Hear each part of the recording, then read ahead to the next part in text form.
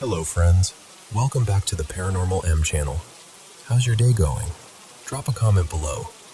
And by the way, thank you so much for supporting the channel and sharing so many of your mysterious experiences with us. If you haven't already, make sure to subscribe and turn on notifications. Now, let's jump into today's spooky stories. Okay, so I need to start by telling you, this isn't one of those creaky floorboards and an overactive imagination stories. This was real life for my family. Real enough that even now, when I picture that house, my chest tightens a little. My mom grew up in this old place right on the edge of the Ohio River. Not near it, on it. Like the house was constantly leaning toward the water, as if it was listening to something down below. It was over 100 years old, and it had that heavy, sunken-in feeling old houses get. Like they're full of memories they don't want to share. Later on, someone told the family it had been built on land that used to be a burial site. Native land. Sacred land. And I know people can roll their eyes at that kind of detail, but it matters in this story, because the whole house felt like it knew it didn't belong there. My granddad, everyone called him Pop, was the kind of man who could fix anything with his hands, and didn't believe in anything he couldn't measure. Ghosts were nonsense. Bad dreams. Drafts. Settling wood. That was always his answer. But the house didn't care what he believed. The first thing my mom remembers, she was about 8. She was in her bedroom, playing quietly. Nothing spooky, just being a kid. She had this big stuffed bear sitting in the corner, like a lot of kids do. And without anyone touching it, the bear's head slowly turned toward her. Not a little wobble, not falling over. Turned, deliberate. Then, it tilted like it was studying her. She screamed so hard she felt it in her throat, and she ran downstairs like the floor was on fire. And nobody could explain it, so the explanation became, it didn't happen. Except, it kept happening. By the time she was 12, the house had patterns, like it had routines. She and her sisters would be brushing their hair at night, normal, sleepy little kid stuff, and they'd see a man appear in the mirror behind them. Not a reflection trick. Not maybe. A man where no man should be, standing too close, like he'd been waiting. And then there were the sounds. Almost every night, downstairs, they'd hear what sounded like a party upstairs. Footsteps, laughter, the clink of something that could have been glasses. Then, out of nowhere, a gunshot. A woman screaming. And then, the unmistakable, sickening sound of someone tumbling down the wooden stairs. Thump after thump after thump. Here's the part that still makes my skin prickle. If you were sleeping upstairs, you didn't hear any of it. Like whatever was happening was meant for the people downstairs. Like it was being performed. My grandma, let's call her Lena, wasn't dramatic. She was tired, hardworking, practical. But one night she woke up and saw a man standing at the foot of the bed. He was wearing a brown robe, the kind of thing you'd picture on someone from another century. And he wasn't fuzzy or see-through or misty. He looked solid. He smiled at her, slow and wrong, then held his hands out slightly, almost like he was presenting himself. And then he backed out of the room and vanished. Just gone. And my granddad, Pop, still insisted the house was fine. The worst thing, the thing that my mom still won't talk about for long, happened when she was around 14. She woke up late at night and went downstairs for water. The house was dark in that thick way, where darkness feels like a weight. and as she passed the back door, she saw a light through the window. A green glow. Not porch light yellow, not moonlight. Green, like a flame that shouldn't exist. Then it turned its head toward her, and it smiled. Not a friendly smile, not curiosity. A smile like it was pleased she'd finally noticed it. She couldn't move. She said it felt like time stretched out and pinned her in place. And when she finally found her voice and screamed, that thing lunged, ran straight toward the house. My grandparents came running, and my mom bolted into them, shaking so hard she could barely breathe. To this day, if you ask her what she saw, she'll tell you, flat out, that she looked into the devil's face. Now, my granddad was a long-haul truck driver, so he was gone a lot, and I think that's part of why he stayed stubborn about it. He wasn't there for the worst of it, not like the women were. They lived with it daily. The dread wasn't occasional, it was part of the house. Eventually, Grandma Lena moved out. She just couldn't do it anymore. But Pop stayed because he refused to be chased out of his own home. That was who he was, sweet, loyal, and so stubborn it was almost unbelievable. Years later, my mom and her sisters had kids, us. And here's what's wild. Nobody sat us down and said, "Hey, by the way, that house is haunted." They'd just say things like, "We love that place," and then pause, like they were swallowing the rest of the sentence. Or, "Stuff happened there," like it was a weather report. But we went all the time because we adored Pop. He was our safe person, and even though the house was creepy, it pulled at us, like it didn't want to be alone. I used to go over with my sister and 2 cousins. We played in this overgrown field beside the house where the grass was so tall it brushed our faces. We had this game, kind of like hide and seek mixed with calling out to find each other. One late afternoon, we were laughing and running, the grass swaying like waves, when we heard a voice say, low and calm, "The hunter is coming." We froze. We thought it was my cousin, let's call him Eli, because he loved messing with us. But the voice didn't sound like a kid. It sounded older, too steady. We yelled his name. No answer. Then we heard it again, closer this time, like it was right in front of us in the grass. "The hunter is coming." We panicked and sprinted toward the house, and then we stopped cold, because through the living room window, we saw Eli's shadow on the wall. If Eli was inside, who was speaking in the field? We burst into the living room, hearts hammering, and the shadow was still there, until we flipped on the lights. Empty room. No one. We ran straight to Pop's bedroom, and there was Eli, asleep on the bed like he hadn't moved in an hour, while Pop sat watching TV, completely oblivious. We told Pop about the voice, and even though he didn't believe in ghosts, he believed in danger. He grabbed what he kept for protection and went outside, checked the field, walked the perimeter, searched the yard. Nothing. Not a footprint, not a sound. That night, all 4 of us slept on the floor in Pop's room, like a little pile of scared puppies. And the house kept doing what it always did. Shadows shifting down the hallway, soft whispers where nobody stood, and upstairs, that same awful routine. Party noise, gunshot, woman screaming, body tumbling down the stairs. And we stayed anyway, because Pop was there, and we weren't going to leave him alone in that house.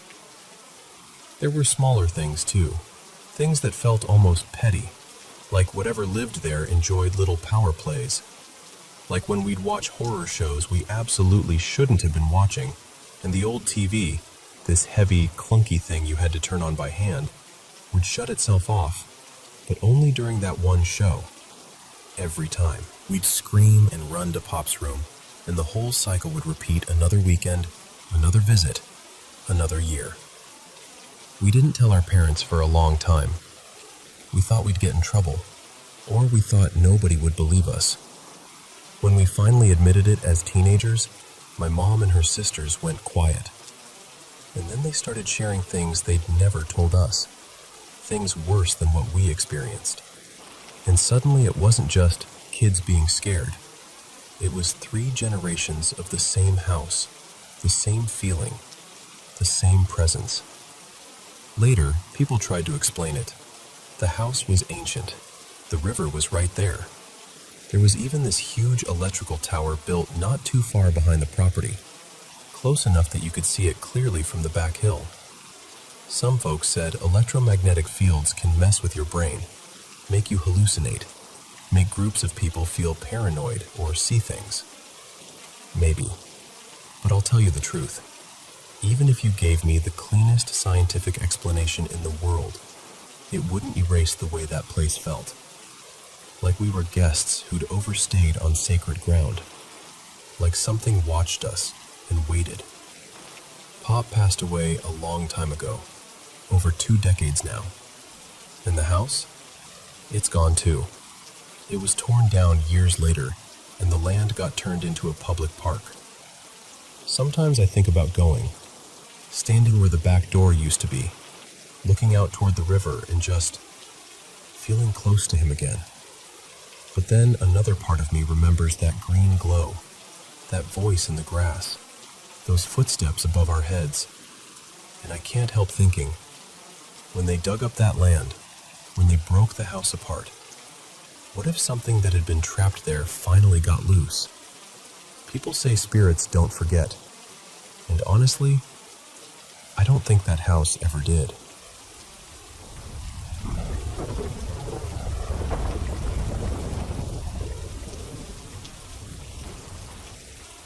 So, ever since I moved, I haven't felt like myself. Not even close. The place we're in now used to belong to this very devout family. Like, the kind where every wall has something watching you. Crosses, saint pictures, little framed prayers, the whole thing. And there were these paintings everywhere too. Not valuable, not charming, just unsettling. Like they were made with love, but also with a heavy kind of intensity that lingers in a room. We cleared out most of it when we moved in, but I swear the house still kept the vibe. Like you can remove the objects, but not whatever they left behind. There's this one room in particular. Technically, it's a bedroom, but it's basically a storage closet with a bunk bed shoved into it. No real window, just this cramped, dead air box. The previous owners had their 2 daughters sleeping in there, and I'm not even exaggerating when I say it feels like a sealed compartment. We call it the drawer room, because bedroom feels like a lie.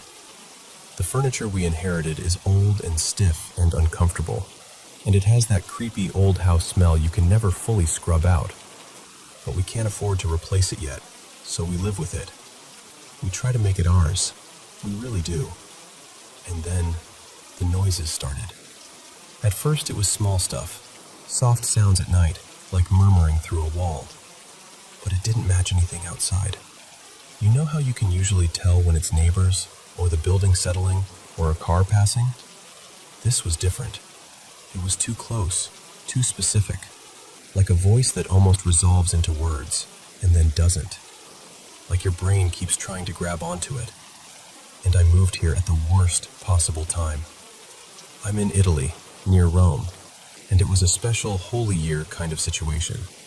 Everything was crowded, rents were shooting up, and there were basically no options unless you wanted to pay something insane.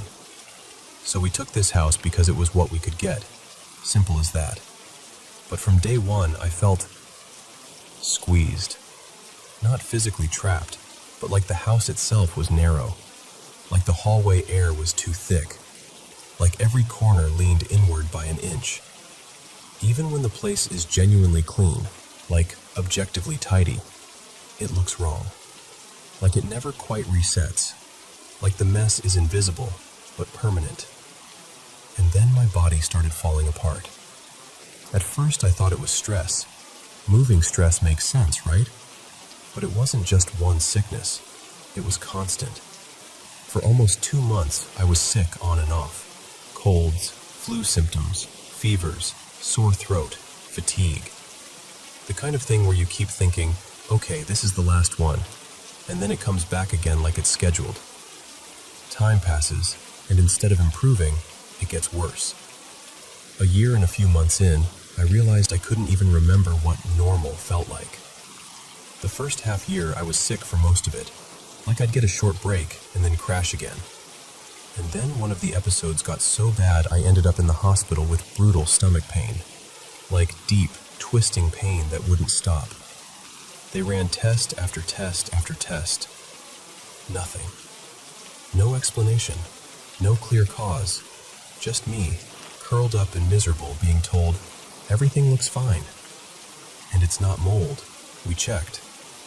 Everyone always asks that first. Mold, damp, bad ventilation. But no, the house is dry. There's no obvious culprit. Which somehow makes it worse, because at least mold would be a villain with a name. Like freak accidents. I stabbed my hand while cooking. Full-on puncture wound, blood everywhere. Then, not long after that, I almost sliced the tip of my finger off.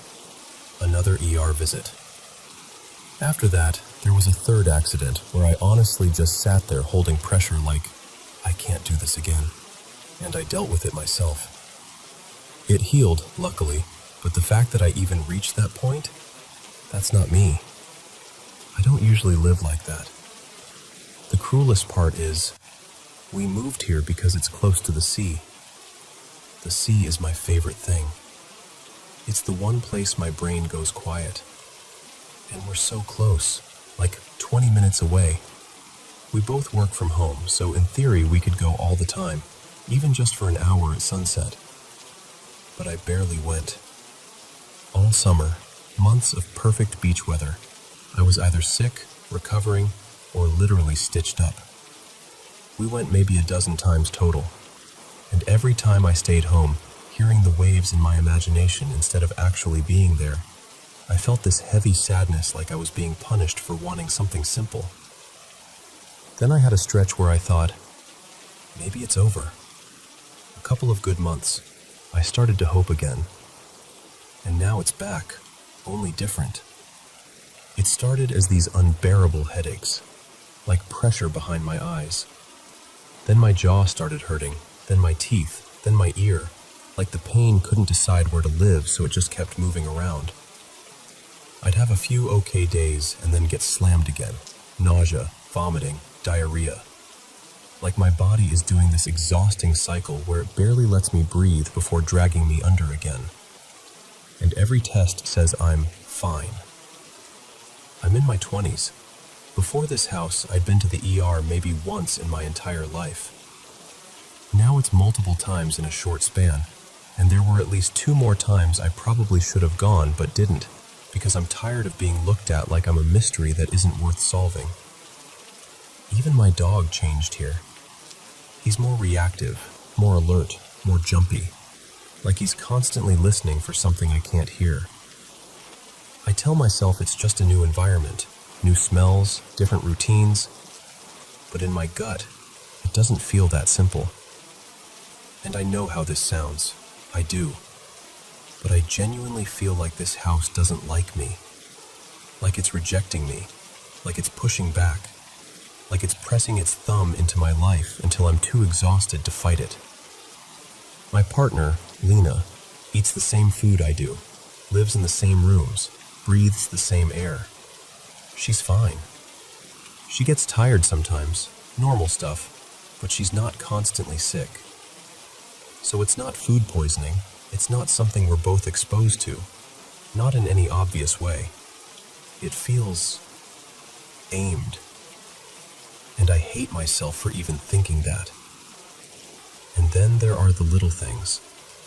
Electronics turning on and off with no input. Lights flickering when nothing else is happening. A charger that works one day and not the next. Stuff that could totally be old wiring, totally explainable, except it always seems to happen when I'm already overwhelmed. Like the house is adding one more tiny insult just to remind me it can. I'm constantly in pain or discomfort, and nothing shows up on paper. No proof, no neat diagnosis, just this grinding, never-ending sense of wrong. So I'm asking, quietly, honestly, has anyone ever felt like this? Like a place can get under your skin? Like you're losing your mind, but you're also not, because your body is the one screaming first.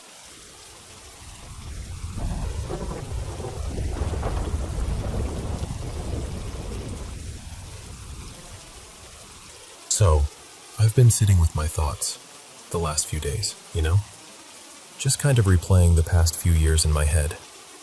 And out of nowhere, this whole stretch of time came rushing back to me, like my mind dug it up on purpose. It started in 2021, when I moved into this upscale apartment complex just outside Boston. It was one of those places that looks like a hotel. Bright lobby, polished hallways, everything luxury on paper. And for the first week, it actually felt like I'd finally landed somewhere safe. Then things got off. About a week after I moved in, someone crashed into the parking garage door. The door had one of those sensors where it lifts automatically when you drive up. After the crash, it barely worked, and it took forever to get fixed, like months. That alone was annoying, but then the key fobs started acting weird too. Some days they'd work on certain doors. Some days they wouldn't work at all, like nothing would open. Picture this. I'm coming home carrying groceries, going door to door around the entire building like I'm trying to break into my own place, because every entrance just refuses to recognize me. There were nights I ended up slipping in through the garage because it was the only way.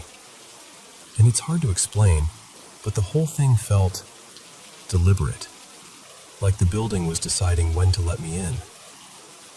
Then one evening after work, I pulled into the garage and I saw something that still makes my stomach tighten when I think about it.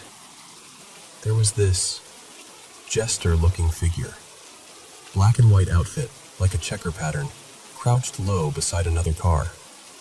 And it wasn't looking at me directly. It was watching me through the car's side mirror, like it wanted me to notice without fully turning its head. I froze. I remember my hands gripping the steering wheel so hard my knuckles hurt. And the second I realized it was focused on me, I backed out and left the garage entirely. And it followed me. Not for long, maybe a couple 100 feet down the street, but long enough that my brain couldn't explain it away as a prank.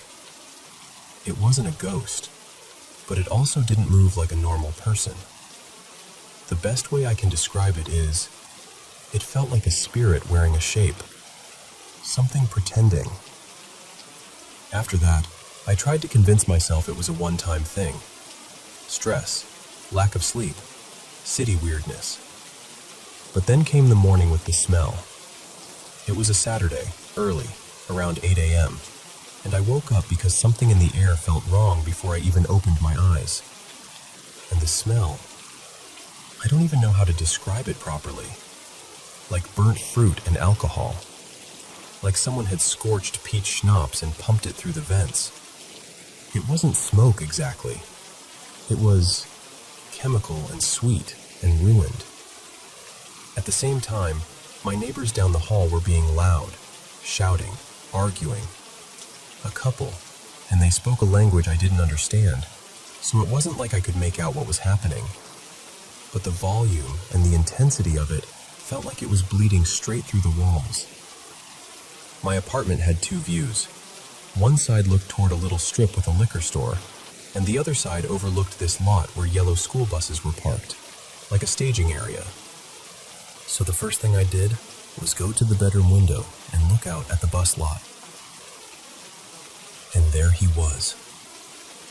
A person, at least shaped like a person, wearing a rabbit mask, dressed head to toe in black, standing still and staring right up at my window.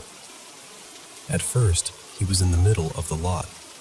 Then he climbed onto one of the parked buses, sat or crouched inside it for maybe half a minute, and then stepped back out and looked straight at me again.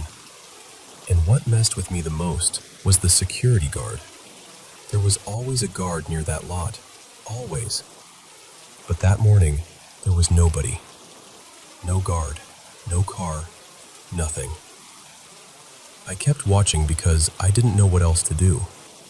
He walked up and down between the buses, slow and deliberate, never fully breaking eye contact. And then I went to the living room window, the side facing the liquor store, and I saw this red beam of light cutting through my living room. Not like a glow, not like a reflection I could easily explain. It was a sharp, straight line of red light, like something was aiming through the window into my apartment. I couldn't even figure out where it came from. I remember stepping back so fast I nearly fell. That's when I panicked in a way I don't usually panic. I grabbed my phone and tried calling 911, and my calls kept dropping. Over and over, like it would start to ring and then just die. So I called an Uber. I threw a few things in a bag, and yeah, I grabbed something for protection. Not because I wanted to do anything, but because my body was screaming at me that I wasn't safe.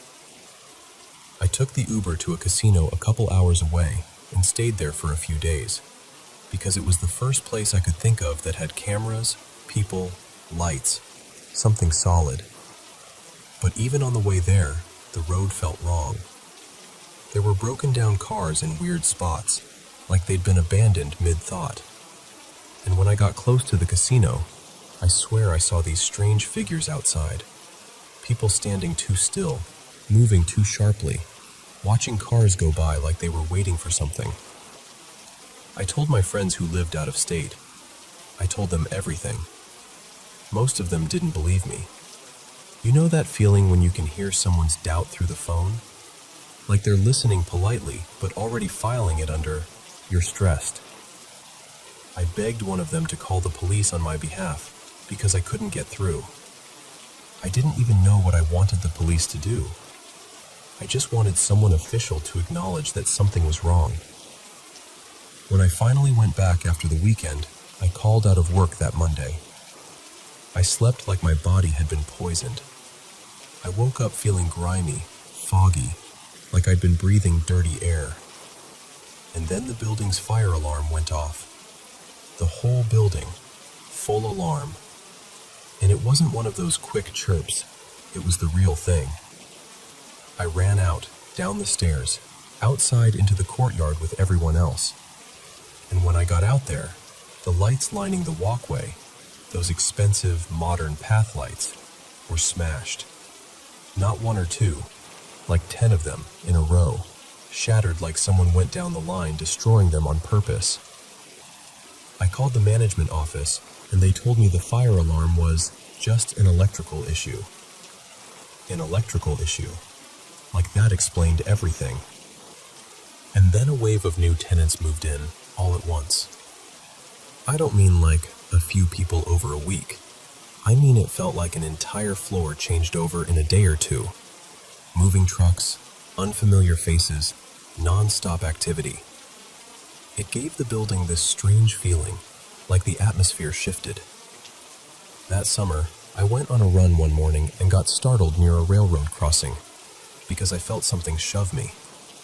Not a bump, not me tripping. A push, right before the crossing, like a hand in the center of my back.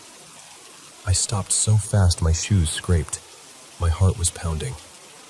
I looked around and there was nobody close enough to have done anything. After that, I changed my route completely.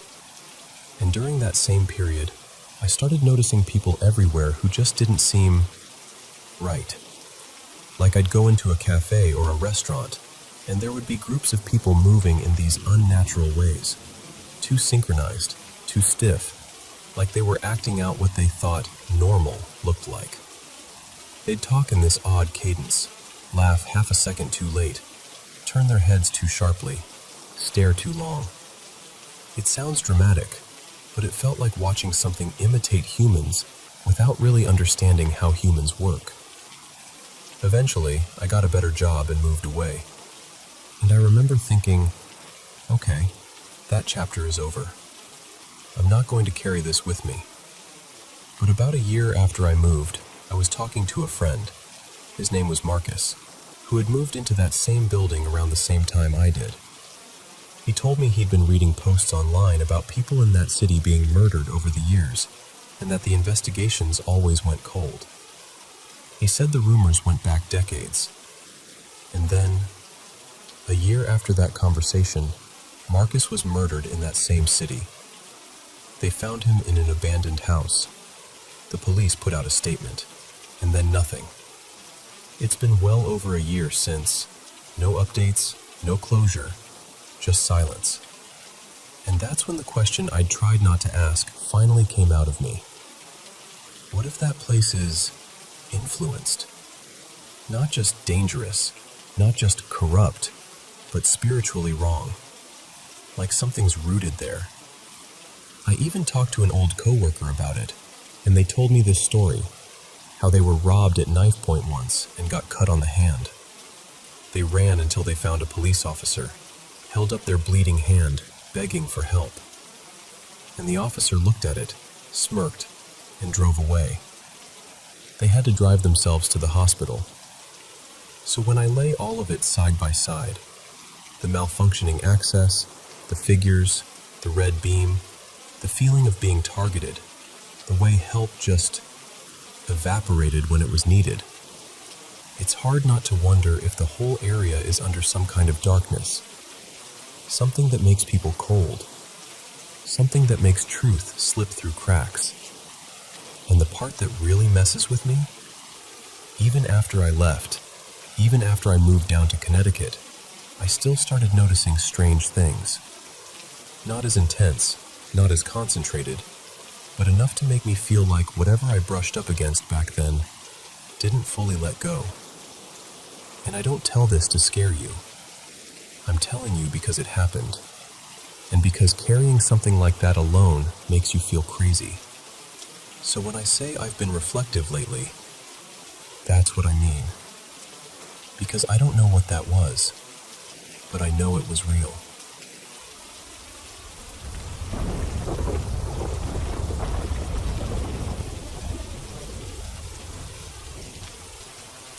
So, I should probably start by telling you where I'm coming from. I'm a neurodivergent young adult, early 20s, and I'm usually the kind of person who tries to explain things logically before I let them get mystical. But one night, somewhere around late autumn, like October drifting into November, I had this dream that didn't feel like a dream. It felt administered, like my brain had been gently put into a mode I didn't recognize. I woke up in this room that was almost aggressively white. Not cozy white, more like sterile, endless, nothing to hold on to white. No posters, no windows, no clutter, just blankness. And I'm sitting at a white table in my pajamas, like I'd been taken from bed and placed there without my permission, but weirdly, without fear. My body felt heavy, like I was half asleep, half sedated. You know that sensation when you're trying to move through water, like your limbs belong to someone else? Across from me, there's someone seated, and the first thing I remember thinking is, that is not a normal-looking person. They were extremely pale, like the kind of pale that makes you think of albinism, skin, hair, everything. Their hair was almost silver white. Their eyes were this light, washed-out shade, pinkish or pale amber, I couldn't tell. Their face was narrow and sharp in a delicate way, with this thin nose and small mouth. And the strangest part was that I couldn't confidently place their gender. Not because they looked androgynous in a trendy way, more like my brain couldn't grab the concept properly. They were dressed in white too, of course, like the room wanted nothing to break the theme. And they started speaking to me, or trying to. It came out as this jumble. Bits of Spanish, bits of English, and then a third language that my mind couldn't label. Not made-up fantasy language, not something I recognized from TV. It felt real, like my brain just didn't have the decoder installed. I could catch fragments, like someone flipping a radio dial. You need to listen. You can. Maybe we try again. But then it would slip away into that other tongue, and I'd lose the thread. I remember looking at them and feeling this odd calm, like I trusted them without knowing why. That's what messes with me the most, honestly. Because if I saw someone like that in real life, in a white room, while I felt drugged, I should have been terrified. But I wasn't. I felt safe. And I kept staring at them with this intense sense of recognition, like I'd met them before, but not in any normal context. Like my brain was rifling through a filing cabinet going, where do I know you from? Where did I see you? They seemed to notice my confusion, and I tried to speak, switching between Spanish and English, basically apologizing, telling them I wasn't understanding, that they needed to pick one language and stick to it. I even tried to gesture with my hands, but my body barely cooperated. It was like something was keeping me seated, or like gravity was heavier just for me.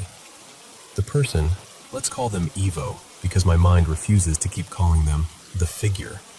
Evo looked frustrated, not angry, more like someone trying to explain an important idea to a child who doesn't have the words yet. At one point, I glanced around the room, trying to find a door behind me, and the moment I turned my head, I felt this gentle pressure, like Evo lightly guided my face back toward them. Not rough, not controlling, more like, please, stay with me, focus. And then I got this creepiest, strangest sensation, like there might have been someone else behind me. Not that I saw them, just that instinct, like the air had an extra presence in it. Eventually, Evo slowed down. Their shoulders sank a little, like they were running out of energy, or patience, or permission. They looked past me again, toward the place I assumed a door would be. Then they looked back at me, and their expression softened in this way that felt almost sad. And then, this is the moment that's burned into my memory.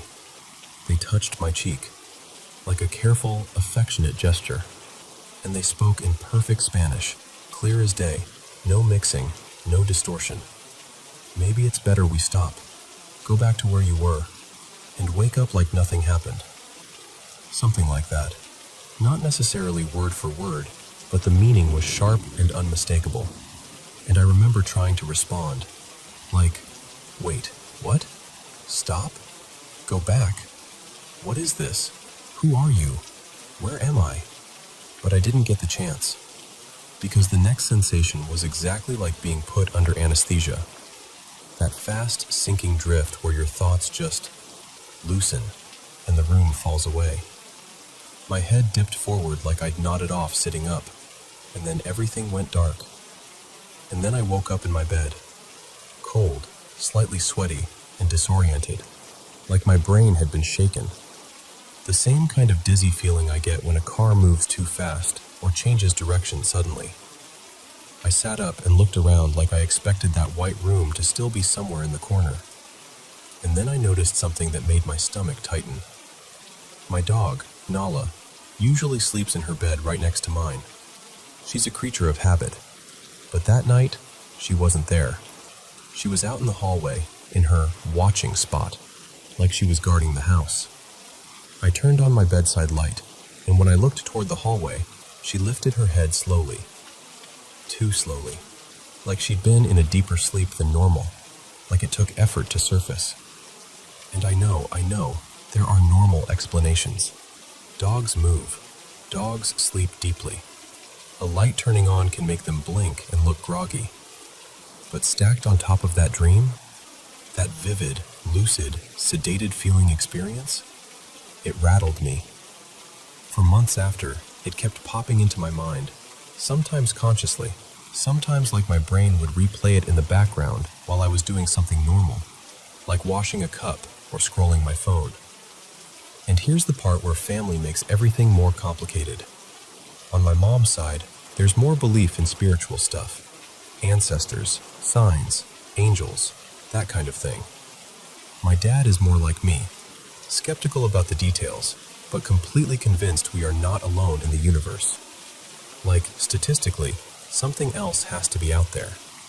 So I told them. I told my parents and also my cousin Marina, who stays with us some days for work. My dad and Marina both reacted the same way. quiet, uneasy curiosity. Like, that's strange, but with no label they felt confident putting on it. My mom immediately leaned toward the spiritual interpretation. She said it could have been an angel or a relative who passed away, trying to give me a message. But honestly, that didn't fit. I've had dreams about my late grandmother. Those feel completely different. In those dreams, we both kind of know she's gone. There's a softness to it, a familiar warmth, a kind of shared understanding that it's a dream. This wasn't like that. This felt foreign, clinical, surreal, but precise. Like someone tried to reach me through a channel that wasn't designed for my brain. And I'm left with this weird combination of feelings. Not fear exactly, but this lingering question that won't settle. Because if it was just a dream, why did it feel like I was being spoken to?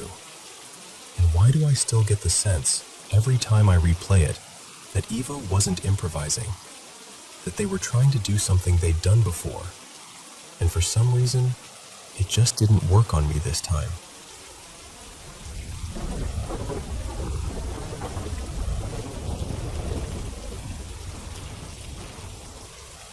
So, I have to tell you what happened the other night, because it's still messing with my head a little, and I genuinely don't know if this was a freaky phone glitch or something I can't really explain.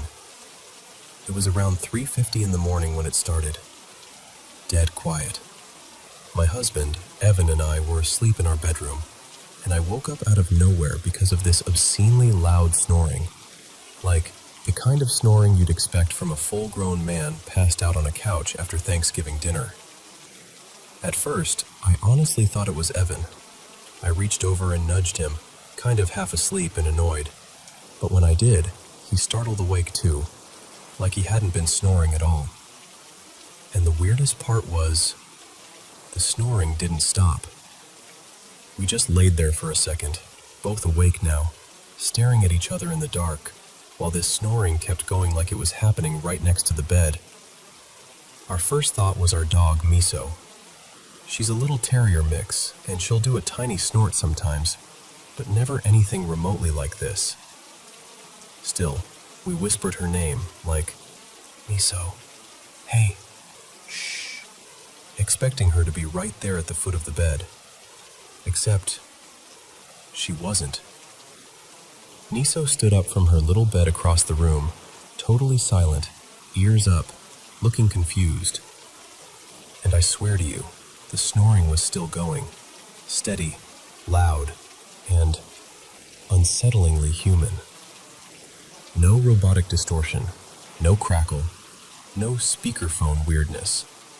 Just deep breathing and snoring like there was a stranger sleeping beside us. Evan switched on the lamp, and that's when we realized the sound was coming from my phone on the nightstand. That alone would have been creepy enough, but listen, when I picked the phone up, the snoring got quieter, the same way it does when you lightly jostle a real person and they sort of half adjust. It didn't cut off completely, but it dropped like the source had shifted or moved. My stomach just sank. I unlocked the screen, expecting to see something. A call, a voicemail, a weird app open, a video playing, anything. But there was nothing. No call in progress, no missed calls, no notifications, no media, no recent apps running. Just the normal lock screen like the phone had been asleep the whole time. And the phone was in Do Not Disturb mode. Anything incoming should have gone straight to voicemail anyway. But the snoring kept coming through the speaker, even though the phone wasn't doing anything that should produce audio. And it never switched to the earpiece, just the bottom speaker, like someone was literally breathing into the room through it. We sat there, wide awake, just listening to it, both of us trying to explain it and failing. Finally, Evan said, "Call my phone. Just call me." So I did. I tapped his name and hit call. And the second I pressed it, instantly, the snoring was cut off mid-breath, like someone yanked a cord, and it was replaced by the normal outgoing ringing tone. Like the phone suddenly remembered it was a phone. After that, everything behaved totally normal. No call log appeared that explained the snoring. No notifications popped up. The phone didn't heat up. No weird battery drain. Nothing you could point to and say, "Oh, yep, that was it." But the part that still gets me? Miso. And that's honestly it. That's the whole story. I'm telling you because I want a sane explanation. Some rare telecom glitch, a stuck audio buffer, a weird accidental stream, anything. But the way it sounded so real, and the way it got quieter when I lifted the phone, and the way it stopped the exact moment an outgoing call began, I don't know. I just don't know what to make of it.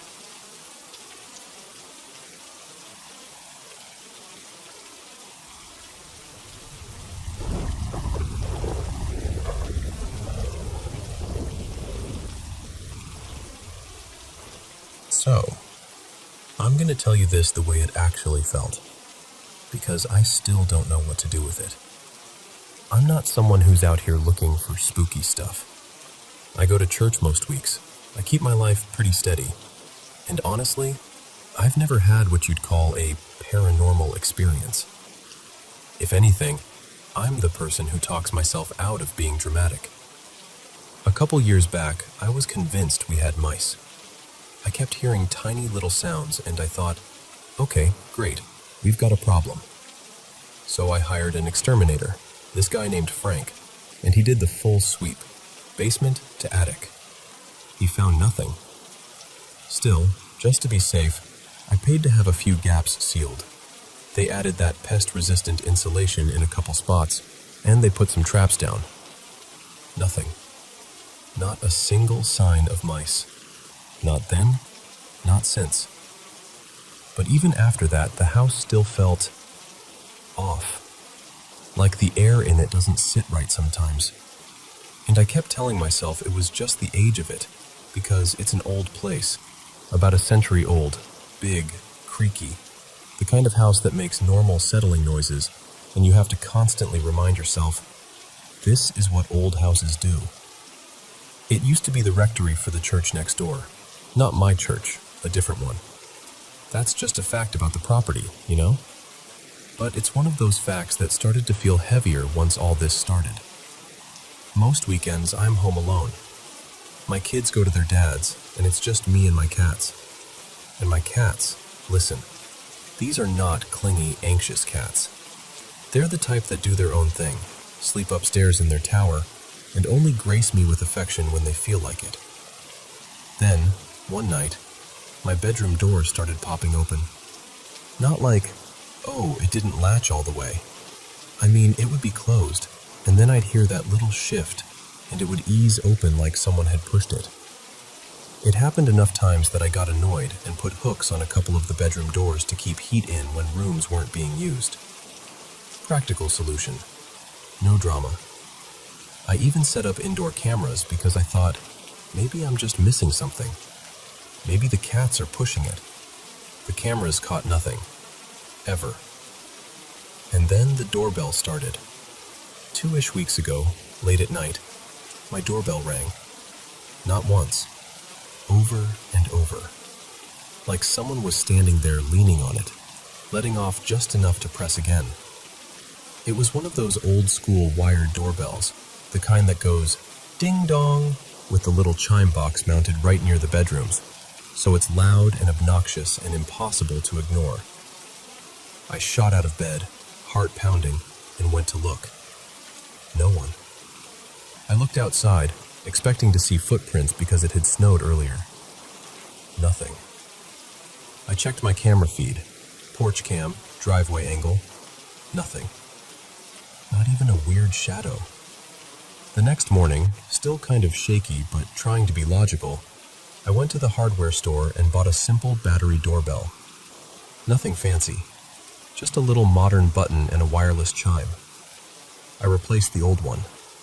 I fully removed the old button from the door frame, Like, it wasn't even there anymore. That night, same time, the new doorbell went off. Rapid fire. Insistent. Like someone was mad that I wasn't answering. I stood there in my hallway thinking, okay, wind? Faulty button? Maybe something is shorting? I yanked the batteries out of the new one and went back to bed, telling myself I was being ridiculous. The next night, I woke up again at almost the exact same time, and I heard the doorbell. Except, it wasn't the new one. It was the old doorbell, the one I'd removed. I got up fast and went to open my bedroom door, and it wouldn't open, because the hook was latched from the outside. I just stood there for a second staring at it, genuinely waiting for my brain to come up with a normal explanation, and it couldn't. No one else was home. My kids were with their dad. I always lock the front door. Always. My bedroom has a second way out, a side porch door. So I went out that way and looped around to the front, keys shaking in my hand like I couldn't get them into the lock. Front door was still locked. When I stepped into the foyer, the closet door across from my bedroom was wide open. And that closet door is never open. I keep it shut on purpose because there's this massive safe inside it, left behind years ago by the church next door because it's too big to haul out.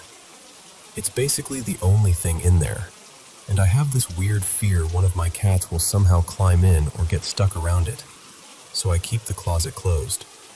Like, I'm strict about it. The closet was open, and no, it can't swing into my bedroom door or pop the latch or anything like that. The handles are on opposite sides. There's no, oh, maybe the knob caught explanation. I checked cameras again. Nothing. No one on either porch. No motion, no footsteps, no cars. Nothing. I stayed up most of that night, just sitting there with my house feeling too big and too quiet. Even my cats wouldn't come downstairs. They stayed upstairs like they were refusing to cross some invisible line. The next night, I tried to be brave and normal. I left my bedroom door cracked and put a small heater in there for warmth, trying to convince myself the hook thing was a fluke, and I'd just gotten myself worked up. Then it happened again. 2:41 a.m. And this time, this is the part that makes me feel insane. Both doorbells went off. The new one and the old one at the same time. Like the house was making a point. I got up, ripped the batteries out of the new one, and I grabbed a screwdriver and went to the chime box on the wall, the old one. I popped it open and disconnected what I could, pulling a wire loose so there was no way it should be able to chime again. I didn't even know the correct term for what I was yanking off.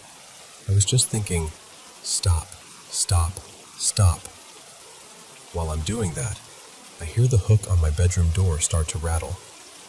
Not a gentle wiggle, a deliberate rattle, like someone testing it. I turned my head in time to see the hook jump up, pop free, and the door ease open. I finished what I was doing, walked over, hooked it again, and, this is embarrassing, but I said out loud, half joking, half daring the air, okay, do it again. I turned away to put the screwdriver down. I took maybe 3 steps, and I heard the hook pop. I turned back and watched the door swing open, and then it slammed shut. Not a draft, not a gentle click, a slam that shook the frame. Upstairs, my cats went absolutely feral. Hissing, growling, that low, angry sound cats make when they feel cornered. They are normally the calmest little creatures, and I've never heard them sound like that in my life. The next night, my kids came home, and I didn't tell them. I didn't tell their dad either. I didn't want to scare them, and honestly, I didn't want anyone thinking I was losing it. But then my daughter, Mila, came downstairs in the middle of the night and said she heard something. I tried to stay casual, like, what kind of something? And she hesitated and said, It sounded like the doorbell, but quieter, like it was far away. There was no doorbell going off. Nothing on the cameras, nothing on the porch. Just my kid hearing the same thing my body has been bracing for every night. And the worst part is, I don't even know what I'm afraid of. I just know I'm scared to go to sleep in my own home, because it feels like I'm not alone in it. Even when every camera, every lock, every logical check says I am.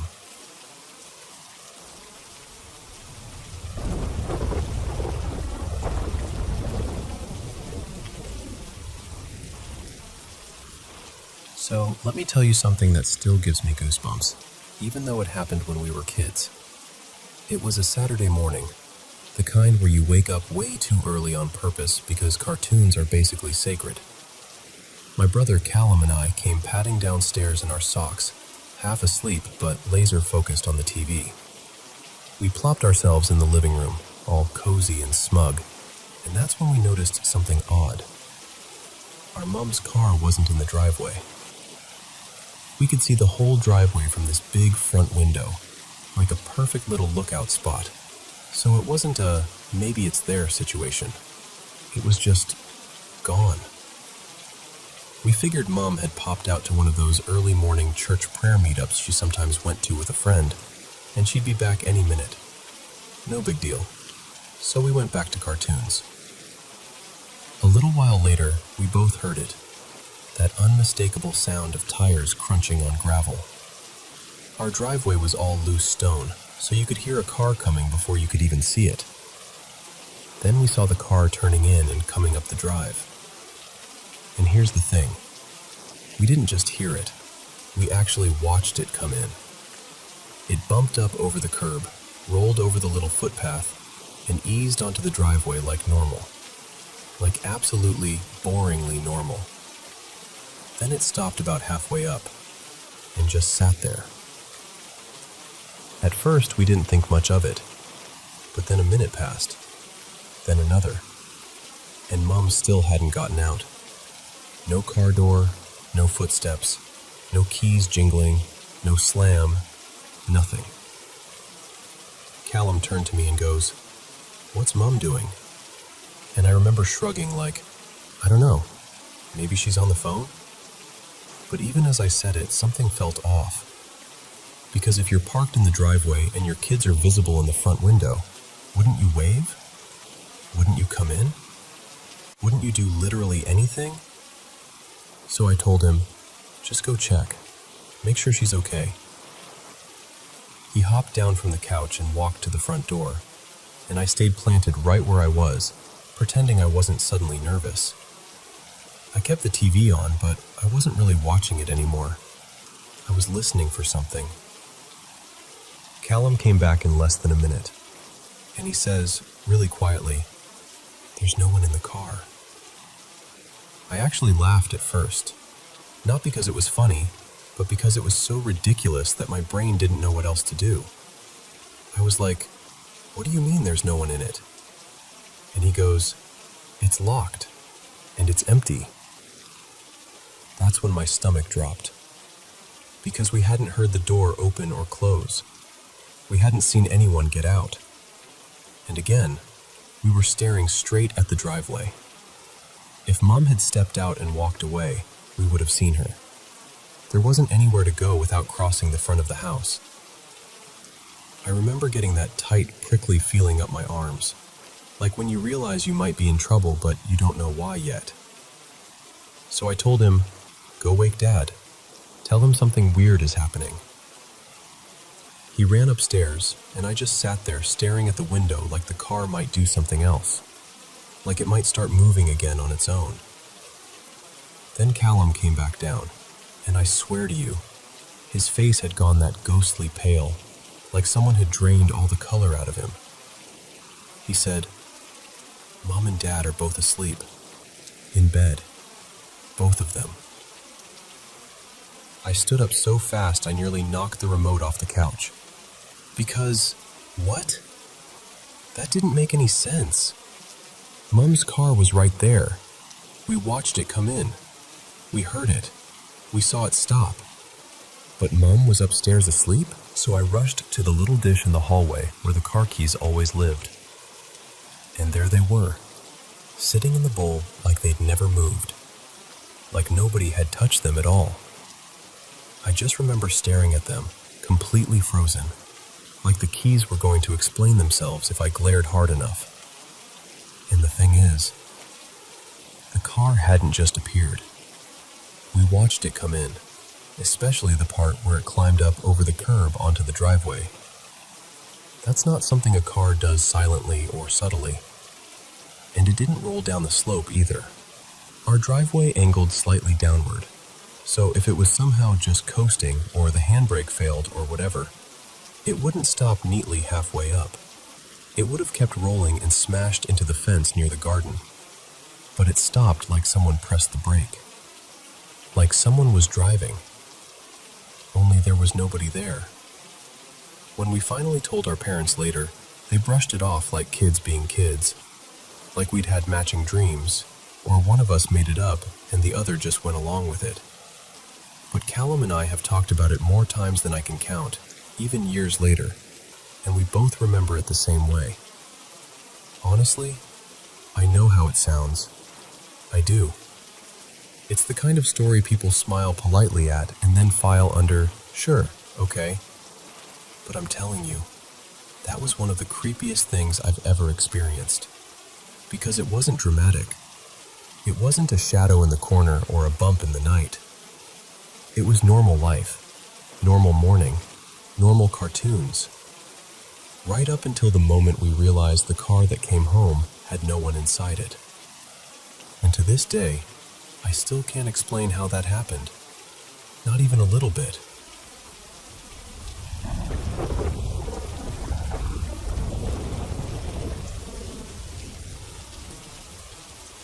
So, this happened back when I was in 10th grade, right in the middle of exam season.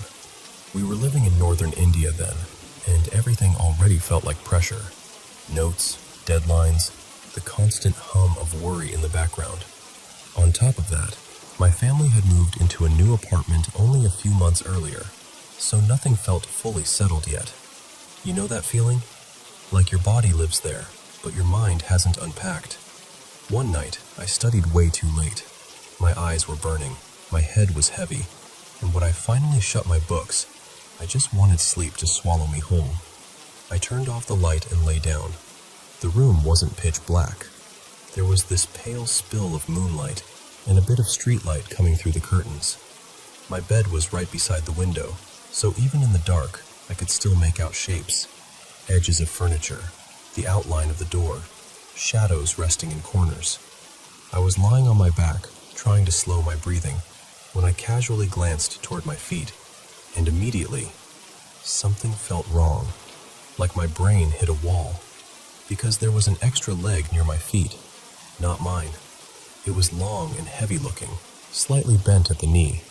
The color was this dull gray, almost see-through, but not in a weak way.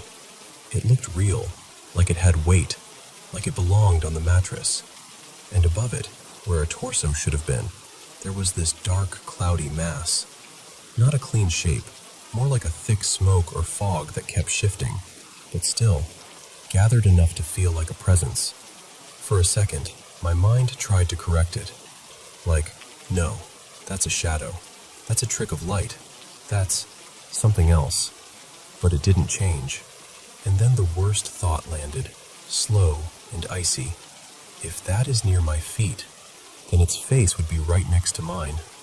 I tried to turn my head to the left. I couldn't. My entire body locked up like it had been switched off. Not even panic at first, just this stunned, frozen numbness. My heart was going insane, pounding so hard I could hear it in my ears, but I couldn't move my arms, my legs, nothing. I couldn't scream. I couldn't even whisper. It felt like I was trapped inside my own skin. I don't know how long it lasted. Seconds feel like minutes in that kind of moment. But somehow, I pushed against it with everything I had, like I was trying to break through invisible cement. And the instant I could move, I bolted. I didn't think. I didn't look back. I just ran. To get to my parents' room, I had to cross the living room. Our living room had these wide sliding glass doors that opened onto the balcony. We were on the 6th floor, so the balcony felt like this dark, open edge to the night. As I ran parallel to those glass doors, something outside snapped my attention so hard it almost made me trip. There was someone on the balcony. A figure. Like an older woman, broad in shape, more silhouette than detail. It was so dark out there that I couldn't see a face, but I could feel her outline, like it was carved into the night itself. And the moment I started running, she stood up, and ran too, parallel to me. Same direction, same pace. Like she was matching me perfectly, step for step, only separated by the glass. I swear, it didn't feel like coincidence. It felt intentional, like she'd been waiting to move until I moved. I don't remember making any sound. I just remember the impact. My shoulder hitting my parents' door, my hands fumbling, my body shaking so violently I could barely stand. I stumbled inside, and I think I collapsed onto the floor or the bed. I don't even know. I was trembling so hard, it felt like my bones were vibrating. But all I could do was shake my head and try to breathe. And after that, nothing else happened that night. No footsteps, no knocking, no sounds from the balcony. Just quiet, like the apartment had returned to normal and left me alone to question my own mind. Months later, after we'd moved out of that building, my father mentioned something casually, like he was talking about traffic or the price of vegetables. He said, "You know, I used to see an old woman on the balcony sometimes when I came home late." Just like that. I stared at him, and my stomach turned cold. He told me he never brought it up back then because he didn't want to scare me during exams. He thought maybe it was his tired eyes or shadows, or just a strange illusion. So he kept it to himself. And then, later, I heard something else from a neighbor we'd stayed in touch with. Before that apartment complex was built, there had been a huge banyan tree on that exact spot. Old, famous in the area. The kind of tree people talk about quietly, the kind they don't mess with. It was cut down to make way for the building. And I remember just sitting there after hearing that, quiet, still, because it felt like the final piece sliding into place. Like my mind had been holding its breath this whole time. And that was the last line it needed to finally exhale.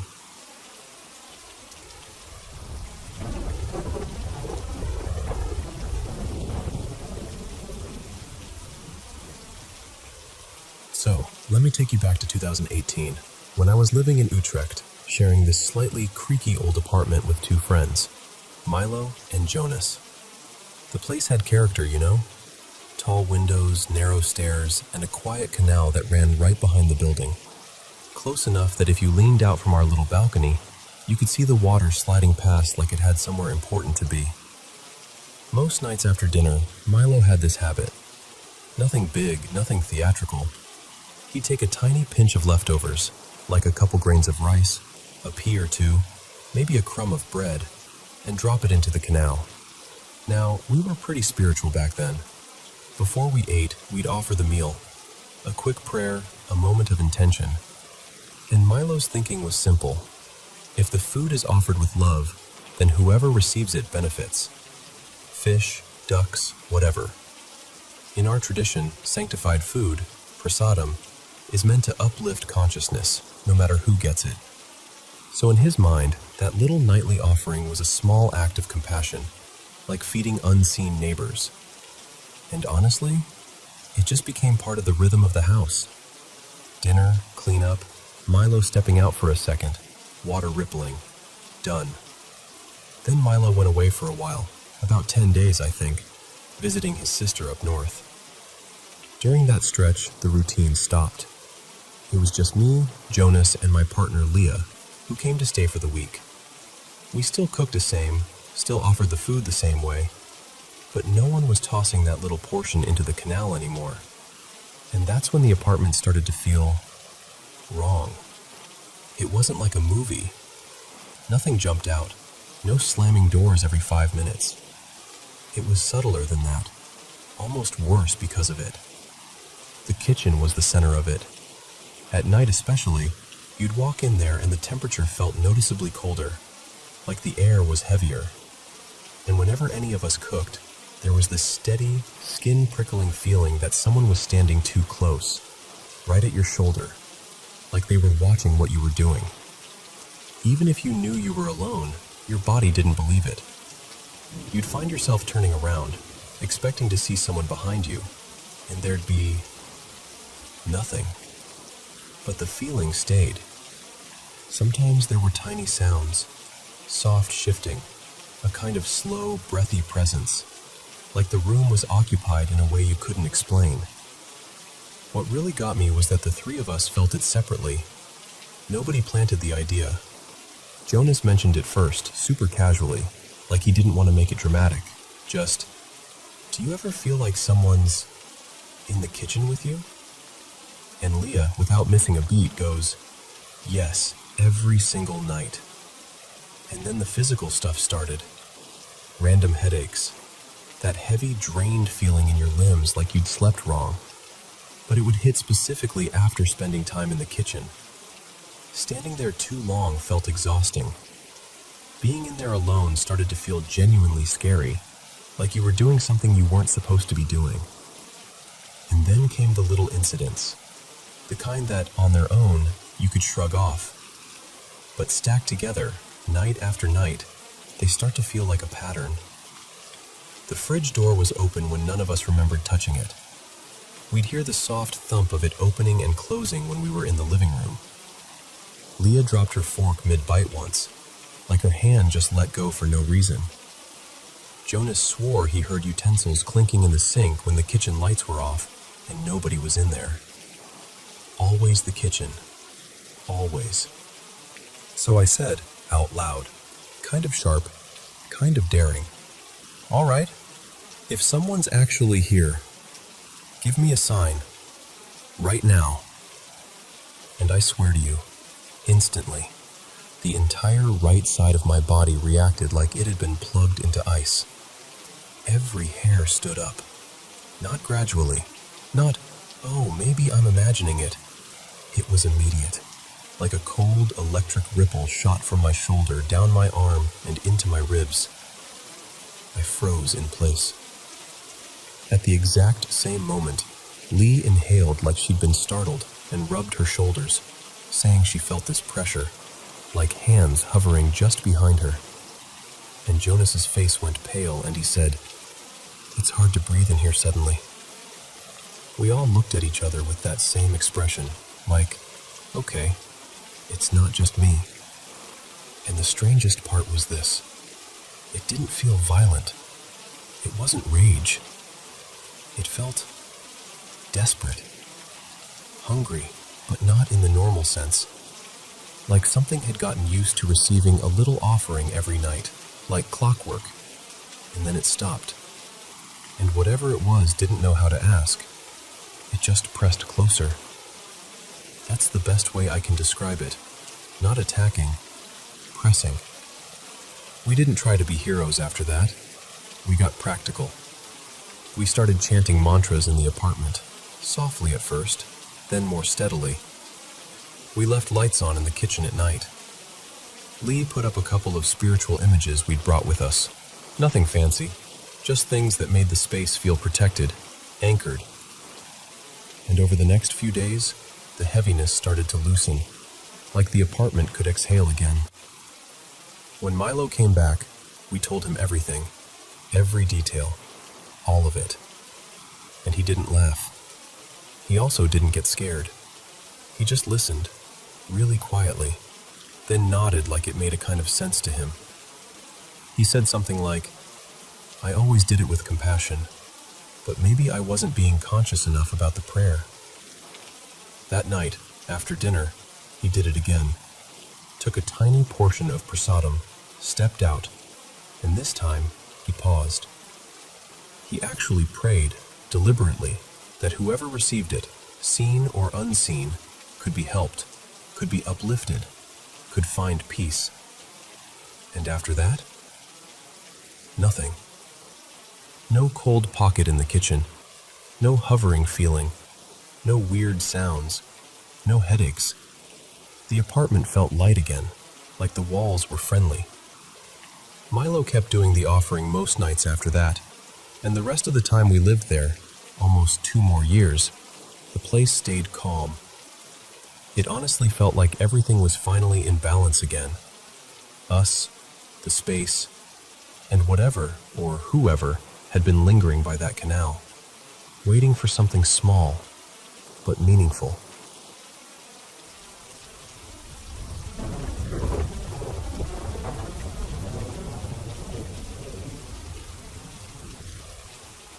So, a little context first, because this story kind of needs it. Before I was even born, my family owned this modest little place in a gated countryside community, about an hour and a half from the city. Nothing luxurious, just a weathered old house my grandparents built ages ago, a lean-to shed, and this surprisingly roomy backyard where you could actually hear yourself think. It was our summer escape, the place we'd go when the city started feeling too loud and too close.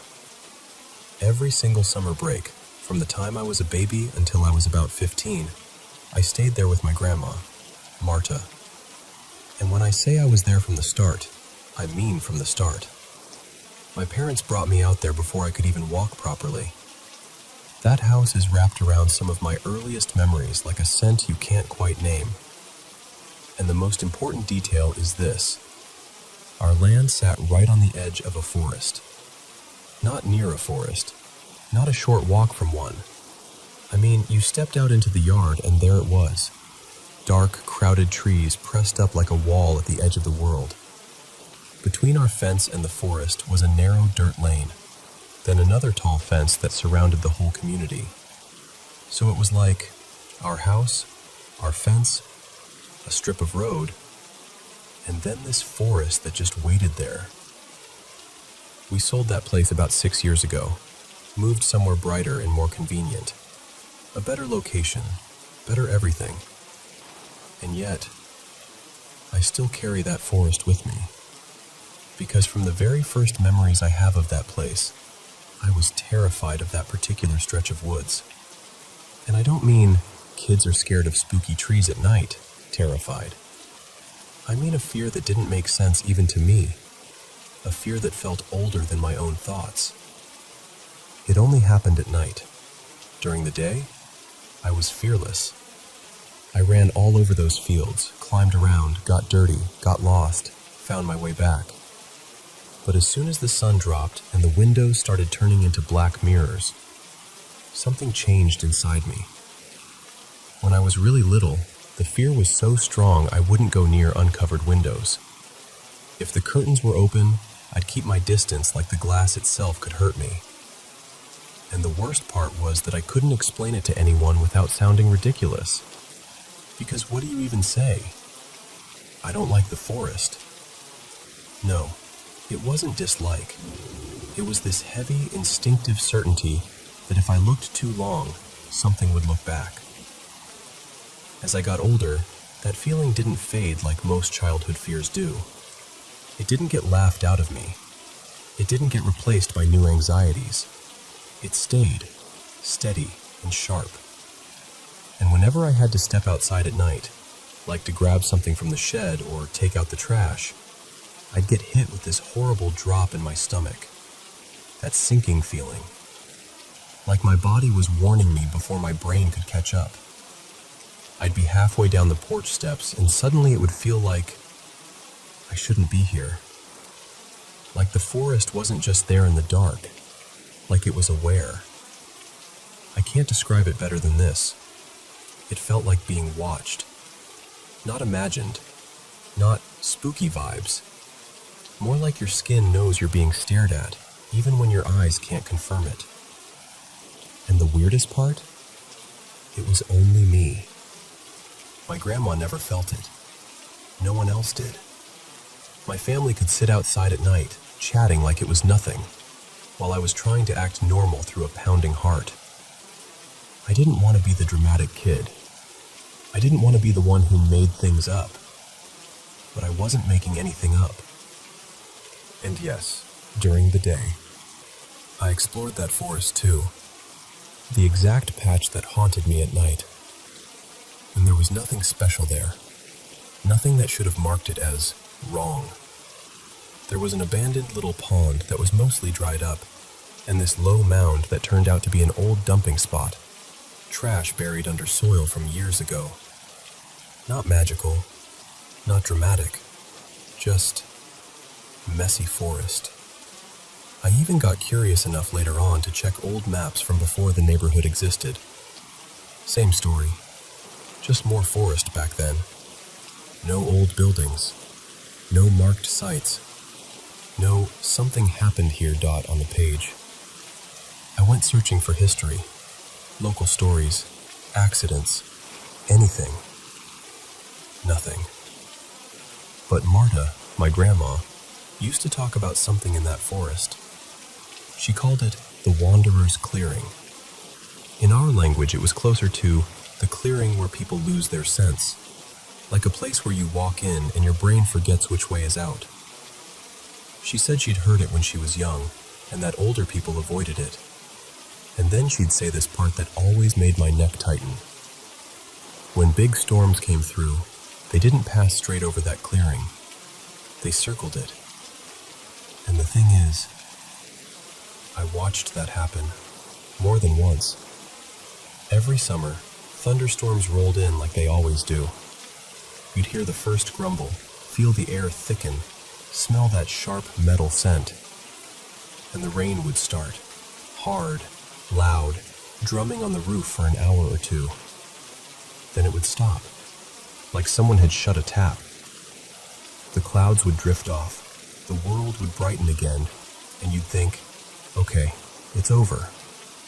And then, later, it would come back.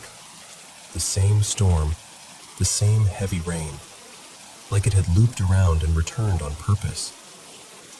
And I'm not talking about once. I saw it happen over and over, the storm making full circles, sometimes 5 loops, sometimes more, like something in that area kept tugging it back around. I always assumed there had to be some clean scientific explanation. Wind patterns, temperature differences, geography, whatever. But even now, I haven't found an explanation that matches the way it looked from that yard. Not neatly, anyway. Then there's what Marta used to swear happened with ball lightning. She told me stories that I thought were just that, stories, until other relatives confirmed them like it was no big deal. They said that during a couple of those storms, a glowing sphere, actual ball lightning, came out of the forest. Not in the sky, not far away, from the trees. It would drift toward our property like it was curious, and sometimes it would circle the house, slowly, calmly, like it had all the time in the world. And then it would slam into the fence. Metal posts would light up at the tops, glowing and spitting little discharges, like the whole fence was briefly alive. Multiple people said it happened, independently, with the same details. And listen, I know how this sounds. I'm not saying there's definitely something supernatural in the woods. I'm not even trying to convince anyone of anything.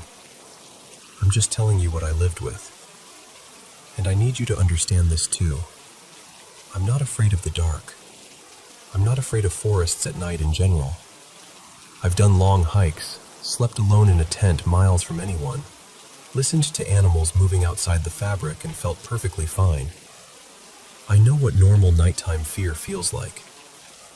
This wasn't that. This was something else. This was this deep, physical sense of dread, like being watched, but more than watched, like being measured, like being noticed in a way you didn't want to be, like prey realizing it's been singled out. And that's the part I can't solve. Because we left. We sold the place. The forest is someone else's background now. But whatever that feeling was, it never stayed behind.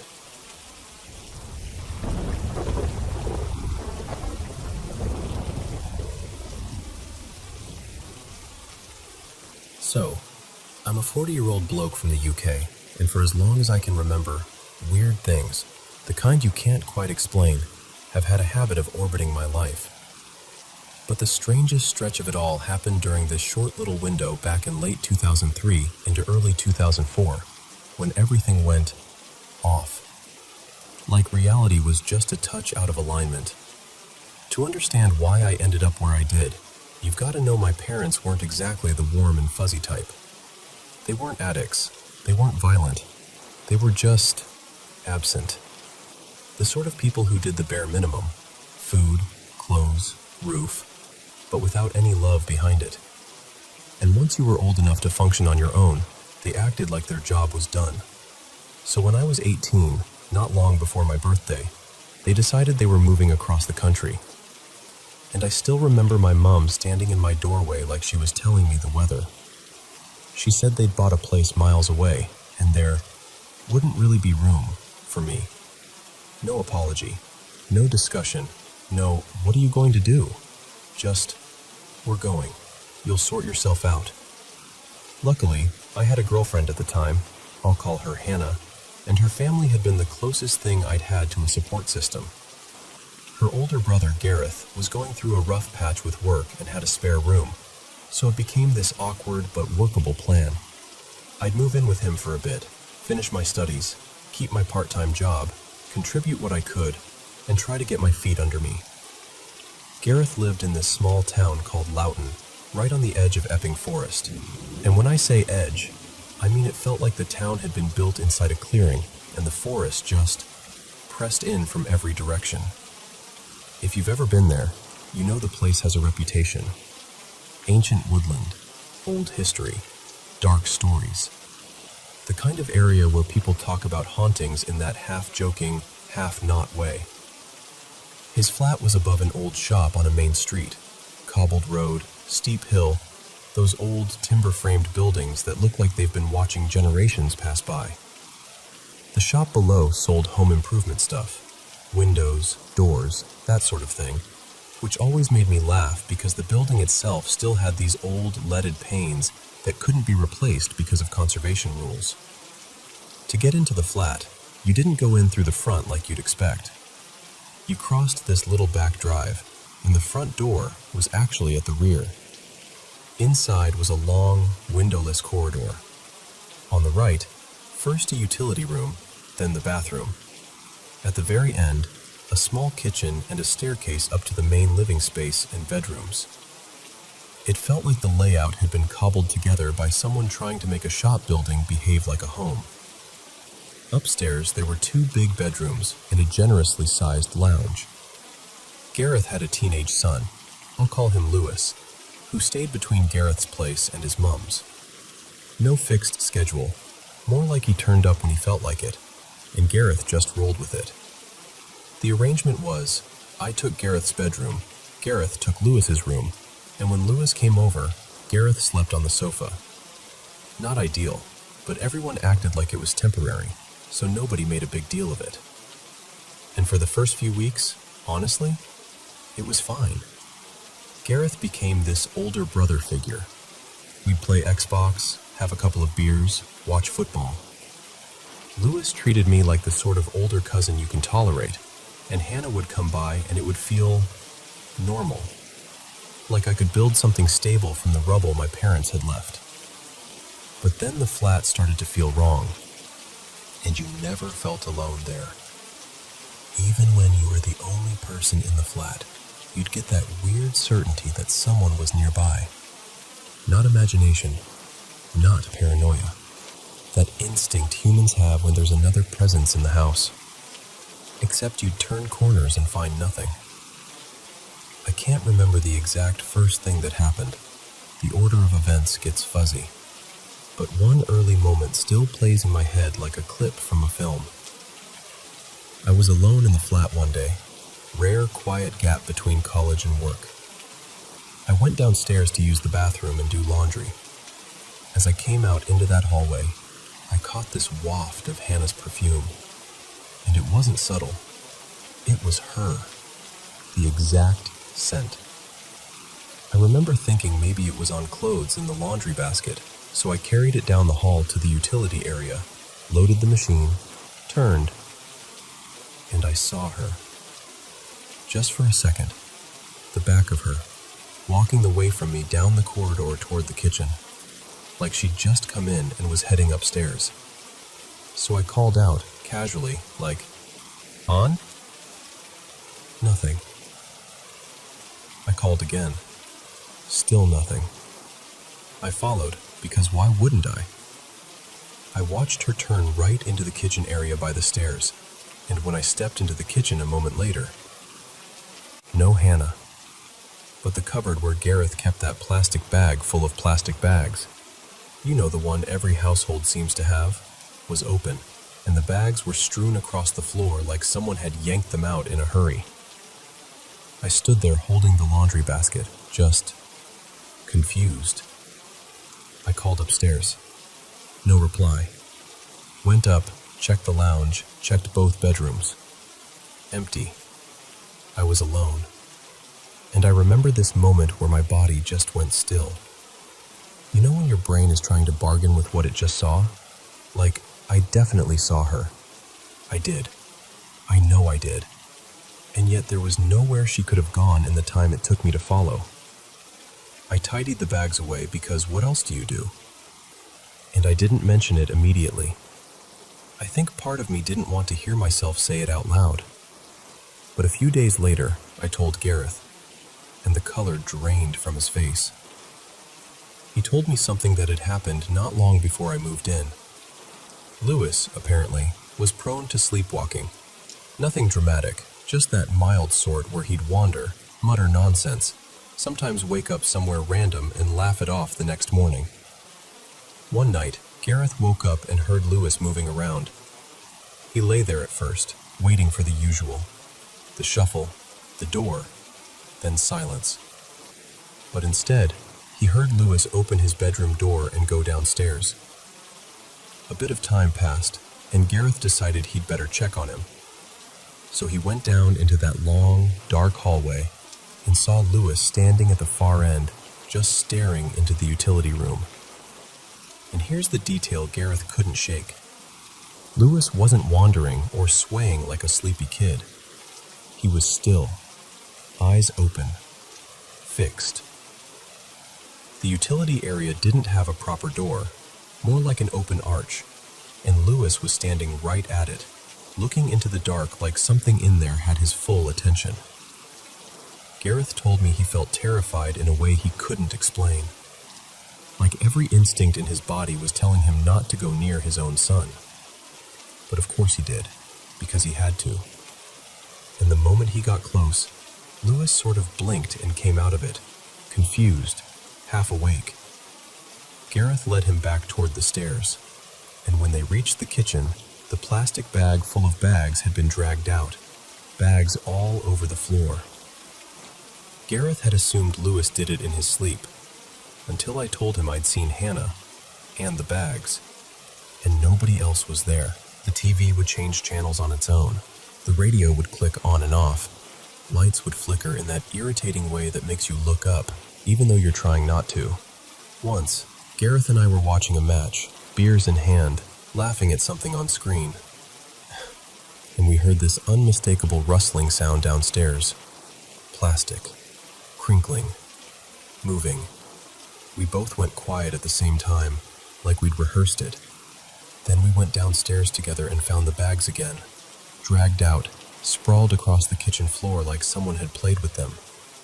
At least that time we both heard it, which somehow made it worse. But the one night I still think about, the one that sits at the top of the pile, happened near the end of my stay. For whatever reason, I decided to sleep on the sofa in the lounge. Maybe I felt guilty taking Gareth's room. Maybe Lewis was coming over. I honestly don't remember the reason, just the night itself. I remember the streetlight glow coming through the old windows, that dull orange wash that makes everything look like it's underwater. I remember the faint chill from the leaded panes. I lay with my head near the arm of the sofa closest to the lounge door, and at some point in the night, I woke up. Not fully, not at first, Just that sudden, sharp awareness that pulls you up from sleep like a hook. And I heard this sound. I've never been able to describe it properly. The closest I can get is, imagine the sensation of pins and needles when your foot goes numb, but translated into a noise. A thin, high, prickling kind of ringing. Not loud, just invasive. And then I knew. Someone was standing right by the sofa, at the arm, near my head. I didn't see anything. I didn't move. I couldn't. It was like my body had decided for me. Don't react. Don't breathe. Don't give it anything. The cold was intense. Not just the room being chilly, but that deep cold that feels like it's inside your chest. I shut my eyes, pulled the blanket up tight around my shoulders and neck, buried my face into the back of the sofa like a child, and just waited. I remember silently begging whatever it was to leave. Eventually, I must have drifted off again, because the next thing I remember is morning light, and that weird embarrassment you feel after a night like that, like you've done something wrong just by being scared. A few months later, maybe 3, maybe closer to 4, I moved out into my own place like I'd planned. Hannah and I didn't last, not long term. We split a couple of years later, like a lot of young couples do. And over time, I lost touch with Gareth and Lewis too. But I've been thinking about that flat recently, about that corridor, the smell of perfume that wasn't there, the bags, the cold, that sound in the night. Because the truth is, this wasn't the first strange thing that's happened around me, and it wasn't the last. Hey everyone, welcome back to the Paranormal M channel. I'm so excited today, and even more excited to be here sharing paranormal stories and experiences from around the world. Drop a comment and tell me where you're watching from, and feel free to send in your own paranormal experiences too. Alright, let's jump into today's stories. And before we start, make sure to subscribe and turn on notifications so you don't miss the latest uploads. Ready? Let's get into it. Okay, so listen. I moved into this new apartment maybe 10 days ago, and I swear, from the very first time I walked in, something in me just tightened. I've always been like that. I don't know how to explain it without sounding dramatic, but I get these instincts. Like a place can feel off, the way the air feels wrong before a storm. My brother Leo and my aunt Nadia helped me bring my stuff in. Everyone was laughing, carrying boxes, doing the whole new place, fresh start thing. And I was smiling too, trying to match the vibe, but inside I kept thinking, why does this feel like I'm not alone? That first night was awful. Not, I'm nervous because it's a new home awful, like deep, sour, nauseating dread. I remember lying there thinking, if I stay here long enough, I'm going to throw up. I barely slept. And then in the morning, I looked down and my legs were dotted with bruises. Not huge ones, but enough to make me pause. I bruise easily, so I told myself, okay, you bumped into something while moving boxes. Calm down. I was also binging scary videos at the time, so I tried to be rational and not feed my own paranoia. But then little things started happening. Stuff I couldn't quite explain, but also couldn't fully prove. Like a ceramic cup I know I left on the coffee table. I went to the bathroom, came back, and it was gone. I looked everywhere and finally found it sitting in the kitchen sink like someone had tidied it away. And I remember standing there, staring at it, trying to convince myself I'd done it without thinking. You know when you're like, maybe I'm just on autopilot. So I let it go. Then objects started falling. Not constantly, but randomly, like a book sliding off a shelf when nothing touched it, or a little trinket clinking onto the floor when I'd been across the room. Every time it happened, I'd jump, then immediately scold myself. Whole building, uneven surfaces. Stop making this into a horror movie. During the day, I mostly felt okay. Just every once in a while, I'd get that prickly sensation, like someone was staring at the back of my neck. I'd turn around fast, expecting to catch someone in the act, and of course, nothing. Empty room, quiet apartment. But at night? At night, it was different. At night, it felt like the apartment was aware of me. And the creepiest part is, I started getting used to it. Like, I'd do my little routine, check the hallway, peek into the bathroom, look into the bedroom corners, and everything would be normal. No one there. So my brain would go, see? Nothing. And I'd try to sleep with that constant, watched feeling buzzing over my skin. Here's the thing. I'm not someone who thinks everything is evil. I believe in weird stuff, I guess, but I'm not out here trying to summon spirits or whatever. And for most of those nights, it didn't feel like something wanted to hurt me. It felt more like something was observing, curious, present. Like I'd walked into someone else's space and they were silently deciding what to do with me. I didn't tell anyone. I mean, who do you even tell? My friends would laugh, my family would worry, and I didn't want anyone thinking I'd lost it. Plus, if nothing bad was happening, why stir up panic? I can't explain the difference in a way that makes me sound sane, but it stopped feeling neutral. It started feeling closer, sharper, like the air had teeth. And then last night happened. I have insomnia, so my nights are usually the same. I'm up late, scrolling or gaming, telling myself one more thing until I'm exhausted enough to pass out. That night, I finally shut everything off and lay there in the dark, trying to sleep. And the second I turned the lights out, boom.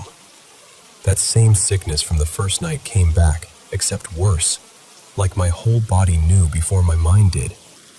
My stomach dropped, my skin went cold, and I remember thinking, no, not this again. I opened my eyes and I looked around because it felt stupid not to. And I saw something. Not like a clear face, not like a person standing there under a lamp. More like a shape, like the suggestion of a woman, tall and thin, made out of darkness that didn't match the darkness around it. And the moment my eyes locked on, it was gone, like it blinked out. My heart was going crazy, but I did what I always do. I tried to explain it away. You're tired, you're stressed, your eyes are playing tricks on you. So I closed my eyes again and forced myself to breathe like everything was normal. And then my brain served me this image, totally uninvited. A woman reaching for my feet. Like the kind of intrusive thought that's so vivid it makes you flinch. And right as that image hit, I felt my left foot get wrapped in this buzzing pressure. Not a hand, not fingers, more like, imagine electricity pooling around your skin, like a tight, static glove. It wasn't painful exactly, but it was wrong. Like my body recognized it as not mine. I freaked out. I kicked my blanket off and sat up fast, staring down at my feet like I expected to see burn marks or something. And that's when I saw it again. This time, it wasn't across the room. It was closer, like it had crouched low, half hidden near the side of the bed, almost like it was trying to tuck itself out of sight. And I know how that sounds, I do, but I swear I saw the outline, the shape, the presence of it. And then, right after, I heard a sharp rustle, and this takeout bag from the night before. Mine was a crumpled fast food bag on the table, just got knocked onto the floor, like a quick, impatient swipe. Then nothing. No more movement. No more sound. Just me sitting there, shaking, staring into the dark like it might happen again. I stayed awake for a while after that, maybe an hour, until my body finally caved and I fell asleep out of pure exhaustion. which honestly makes me feel even worse because it's like I'm so tired I'll sleep even when I'm terrified. So yeah, that's where I'm at, and I don't know what to do. I don't know if I'm imagining things, or if I've gotten into my own head, or if something is actually in this apartment with me. I just know the feeling changed, and last night felt like a warning. And I'm scared now. Like, for real scared. What would you do?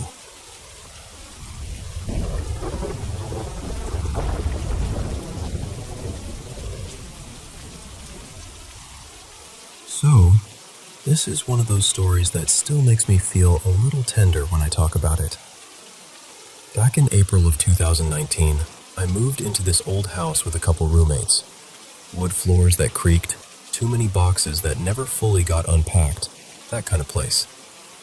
I already had my own cats, but right before the move, I found this tiny street cat, skinny, sweet, unmistakably pregnant, hanging around near a busy stretch downtown. And I just couldn't leave her there. I kept thinking, if she has those babies out here, they're not going to make it. So I brought her with me. I took her to the vet, and the vet did that careful, professional thing where they're trying to prepare you gently. They told me it would probably be a few weeks before she gave birth. She went into labor 6 days later. I remember thinking, no, this is too soon. And it was. The kittens were so small they barely looked real, like nature had rushed and forgotten a few steps. The first kitten came out and I didn't understand what was happening fast enough. His mom didn't break the sack, and I didn't realize in time. That one still sits heavy in my chest when I think about it. The second kitten, this little fighter, came out in the same danger, and I caught it. I got him out, rubbed him, kept him warm, did everything with shaking hands and this desperate, stubborn hope. He was this 1-ounce preemie, so small he could fit in my palm like a fragile secret. But he lived. The third kitten wasn't in a sack at all. It was stillborn, and it was not fully formed. No fur, no bones you could really feel. Just heartbreaking in a way I don't even know how to describe without my voice going quiet. And then the fourth arrived later that night, when the house was asleep. Like she waited until the world got quieter. And that kitten, oh, her mom adored her. It was obvious. That baby got the special treatment. The cleaning, the nudging, the constant attention. The favorite. The two that didn't make it, we buried in the backyard. I wanted cremation. I wanted something official. Something that said, you mattered and you existed. But my partner at the time, Evan, thought it was too much for 2 tiny kittens that weighed less than a slice of bread. He said, we're going to live here a long time. They'll still be with us.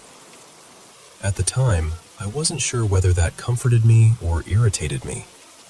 Now I'm not so sure it wasn't true. The mom and the fourth kitten ended up getting adopted by a friend, Marisol, who really wanted a girl kitten and absolutely did not want a boy. So the fourth baby went with her, along with Mama Cat. The second kitten stayed with me. I named him Juniper, though everyone called him Junie. And he grew up into this big, slightly goofy 12-pound cat who, according to my vet, has a little bit of neurological weirdness, but honestly, he's pretty normal. He's just a little extra in the head, like his thoughts take the scenic route. Anyway, not long after Marisol adopted the mom and the fourth kitten, something started happening in the house. One night I woke up suddenly, that half-awake panic you get when something feels wrong before your brain even catches up. Junie usually slept beside me, and I had this weird habit with him. I'd reach out with my hand in the dark, and he'd press his forehead into my palm. It was our little "I'm here" signal. That night, I reached out and nothing. No warm fur, no solid little head. So I sat up fast and looked around the room, heart pounding. I saw him, or what I thought was him, curled in one of the square boxes on the cat tree. So I got up and walked over and reached into the box to pet him. I felt the back wall of the box. Empty.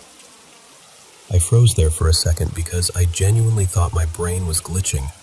Like, did I just hallucinate a cat?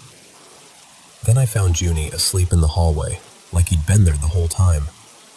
And that should have been the end of it, right? Just a sleeping mistake, a trick of the dark. Except the first kitten, the one I lost, looked almost exactly like Junie. Same markings, same little face shape, like a copy with a softer outline. I told myself I was just grieving, that I was filling in gaps with wishful thinking. Then Evan said casually, like he was commenting on the weather, "Oh, I saw him too, the other one, on the cat tree." I remember staring at him like, "What do you mean you saw him too?" And Evan goes, "I looked at him and I just knew his name was Milo, like it dropped into my head." We didn't even argue about it. It was one of those things that felt strangely settled, like the name had always been his. And then there was the other kitten, the third one, the stillborn one, the one that didn't look like Junie at all. Evan said he'd seen that kitten a couple times too, but he couldn't place the name. He kept saying it felt like something that started with an L, like Luca or Lumi, something like that. And he wasn't sure if it felt like a boy or a girl. A couple days later, I had this dream that felt so vivid it made my skin prickle when I woke up. In the dream, I was in this little pet shop, looking at a grown cat, full-sized, healthy, calm, who looked exactly like that third kitten would have, if nature had finished the job. There was a tag on the cage door with her name. It said, Lark. When I woke up, I said the name out loud before I even sat up, like I didn't want it to slip away. I told Evan, and after that we just called her Lark, like that's what she had been waiting for, a name, a recognition. And here's the part that makes people give me that look. You know the look, the okay look. Visitors would come over and say things like, "Wait, where did the other cat that looks like Junie go?" Or, "I thought you had a second kitten." One of my roommates, Caleb, had friends over one night, hanging out in the craft room with the door closed. We didn't allow the cats in there because there were beads and thread and glue guns and all kinds of stuff that could hurt them. The rule was strict, no cats. But later, Caleb's friends were laughing and asking why we had secret cats, because apparently they felt cats brushing against their legs. They saw a small shape dart by. They swore something jumped onto the couch with them, light as a breath, and then disappeared. We searched the whole house, every time. Nothing. And the weirdest part is, it never felt scary. Not once. It felt familiar, protective, like someone checking the perimeter. I started thinking maybe Milo and Lark were still around because, I don't know, because their brother survived, because they wanted to make sure he stayed that way. And then there's this, the part I don't even bring up unless someone seems genuinely open-minded. Sometimes Junie and two of my other cats will sit in the same spot, facing the same direction, totally locked in. And then, at the exact same time, all three will tilt their ears back, or angle them toward the same corner, like they're listening to something I can't hear, like they're reacting to a presence moving through the room. Someone once told me, dead serious, that maybe those kittens could share space with my living cats, like borrow their bodies for a moment. I don't know if that's a thing. I'm not claiming it's a thing, so yeah. That's my story. 2 kittens that didn't make it, and somehow still feel like they never really left, like they're tucked into the corners of the house, like little warm shadows, like love refusing to go quietly, just hanging around to keep watch over the one who survived.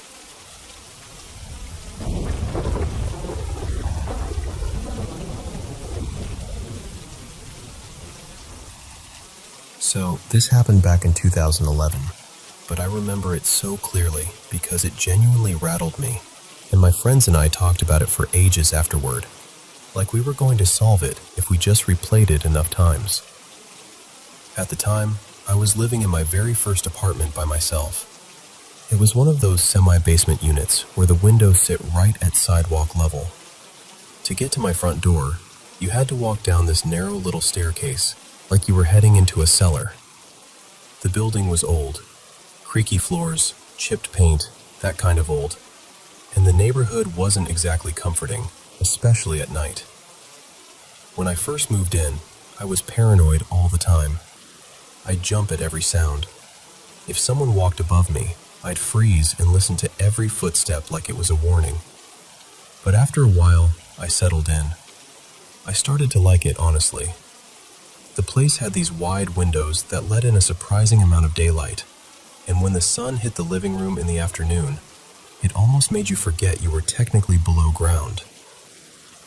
There was one part of the building that always made my skin crawl, though.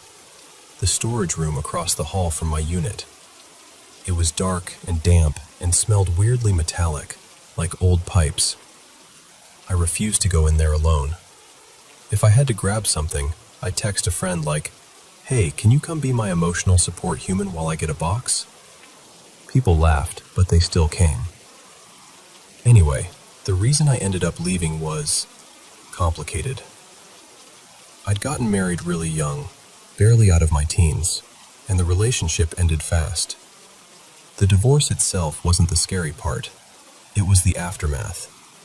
My ex, Mason, wasn't violent or anything, but he had this habit of showing up when he felt like it, acting like boundaries were negotiable. I didn't want him knowing where I lived next. I just wanted space, quiet, a clean break.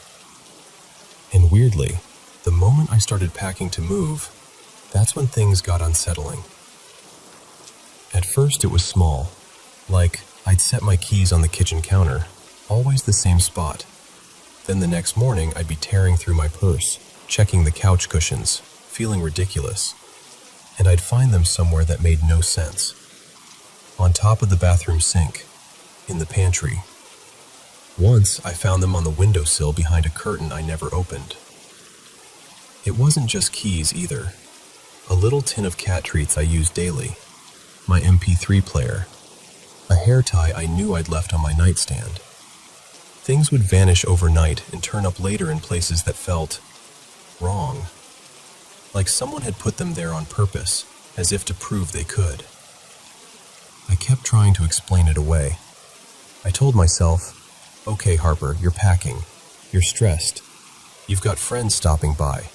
You're scatterbrained." That sounded reasonable enough, so I clung to it.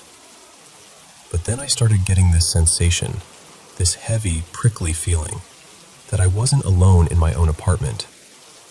And the thing is, it didn't make sense. My blinds were always closed.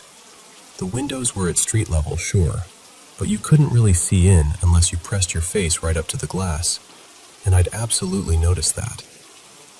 Still, I'd catch myself turning around quickly, like I'd heard someone inhale behind me. Or I'd pause mid-task and just listen, because everything suddenly felt too quiet, like the room was holding its breath. I told myself it was nerves, moving jitters, the stress of wanting to disappear from someone's radar, all of it piled together. Then came the night I can't explain. I woke up suddenly, like the kind of wake-up where your heart is already racing before you even know why. For a split second, I thought one of my cats had jumped onto the bed and startled me. I blinked, trying to focus in the dark. And that's when I saw him. I didn't scream. I didn't even breathe. My whole body locked up so hard it felt like my bones went cold. I remember staring, trying to force my eyes to make sense of it. And then I did that thing where you blink hard and look again, like you're clearing sleep out of your vision. And when I looked back, it was gone. Just gone. No movement, no sound, no footsteps. Nothing. The end of the bed was empty, like it had always been. The cats were still asleep. The room was still. My blinds were still shut. And I lay there, wide-eyed, feeling like my apartment had turned into a different place entirely. The next day, I told my friends. Of course I did. And my friend Talia immediately went, "That's a ghost." Like it was the most obvious thing in the world. At the time, I didn't know what I believed. Honestly, I still don't. Part of me thinks maybe I was half dreaming. Maybe my brain stitched together shadows and stress and exhaustion into something terrifying. But another part of me, the part that remembers how real it looked, how present it felt, can't shake the thought that something was there. And what freaks me out the most isn't even the figure itself. It's the timing. Because the weirdness didn't start when I moved in. It started when I began leaving.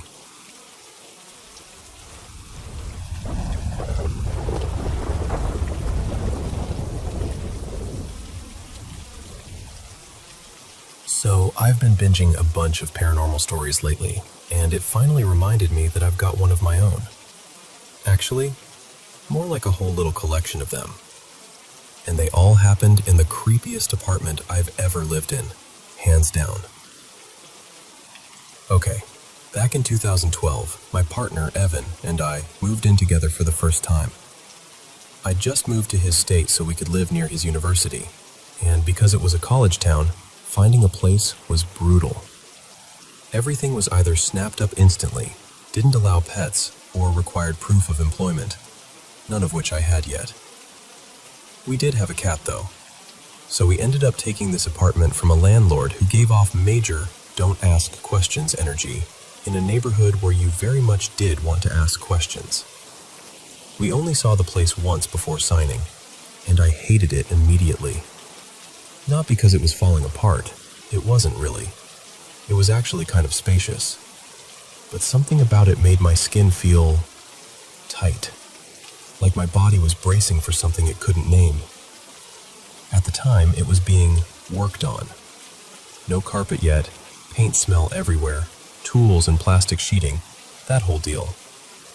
The emptiness made everything echo, and I told myself that was what felt so wrong.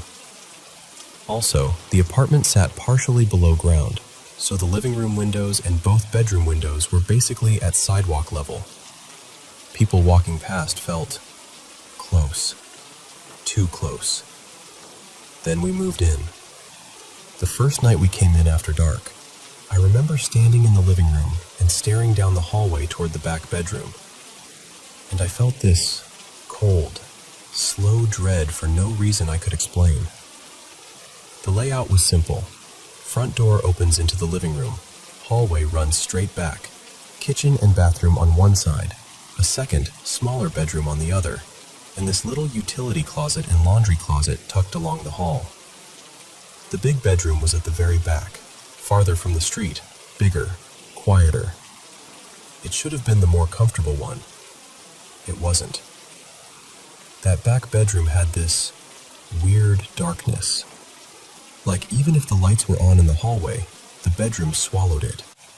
It always felt colder back there too, like the air never fully warmed up. And if I was alone in that room, I couldn't relax. I'd catch myself keeping my shoulders up like I was waiting for someone to tap me. I stopped sleeping well. I'd leave lamps on. I'd avoid getting up to use the bathroom at night unless Evan came with me. Yeah, I know how that sounds. But it was like my body refused to cross that hallway alone in the dark. A couple days after we moved in, I told Evan something that even I thought was bizarre. I said, "Our laundry closet freaks me out. I feel like one day I'm going to open it and see a man hanging in there." And I remember laughing right after, like, "Okay, brain, what are we doing?" Because why would you even think that? But the feeling was so strong I couldn't shake it. Anyway, the back bedroom got so bad that we eventually moved our bed into the smaller room closer to the front. And weirdly, immediately, I slept better. But then something else started ramping up. My sleep talking. I've always talked in my sleep. I'm one of those people who sits up with my eyes open and speaks like I'm in the middle of a conversation, and I don't remember a word of it in the morning. Evan wasn't used to that yet, so it really freaked him out. One night, I apparently sat straight up and snapped, "Stop it! That's not funny! Get those faces away from the window!" And Evan launches upright, because our bedroom window was right at street level. He thought someone was messing with us outside. He climbed up on the bed and yanked the curtain back like he was ready to fight. Nothing. Sidewalk empty. Just the glow of a street lamp and the occasional car. Middle of the night. I'm out cold. And suddenly I sit up again and say, really clearly, "Who is that?" Evan wakes up instantly, because again, neighborhood, ground level windows, all of that. And he's scanning the room, thinking someone broke in. He whispers, "What? Who?" And I say it again. "Who is that?" But I'm not looking at the window. I'm staring at the closed closet door. He tells me, "There's no one here. Go back to sleep." And I get irritated, like genuinely annoyed he can't see what I'm seeing. I go, "The little boy in the green coat. He's right there. He has a white rabbit." Evan said the way I said it wasn't dreamy or nonsensy. It was like I was describing something obvious, like I was pointing out a chair in the room and he was pretending not to see it. And then I just laid back down. Evan didn't sleep much after that. I don't blame him.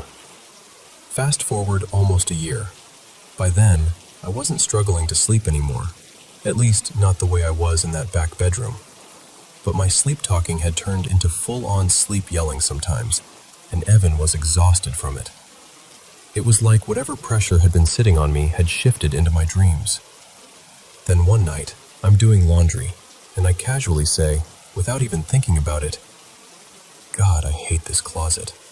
I still feel like I'm going to open it and see a man hanging in there." Evan just slowly turns and goes, "You said that when we first moved in." And I swear to you, I had completely forgotten. The words came out of my mouth like they were on autopilot. Hearing that I'd said the exact same thing months earlier made my stomach drop. A few nights later, I went to do laundry again. I opened the laundry door, and for a split second, the washer and dryer weren't there. It was just this dim little closet space, and there was a man hanging from above like he'd always been there. Flannel shirt, work jeans, heavy boots. I saw him for maybe half a heartbeat, and then the washer and dryer snapped back into place like a glitch corrected itself. I slammed the door so hard it hurt my hand and ran straight to Evan. I was shaking, trying to laugh it off because I didn't want to sound insane, but I was crying too, like my body was trying to pick one reaction and couldn't. Evan was quiet for a long time. Then he said, "Describe him." So I did.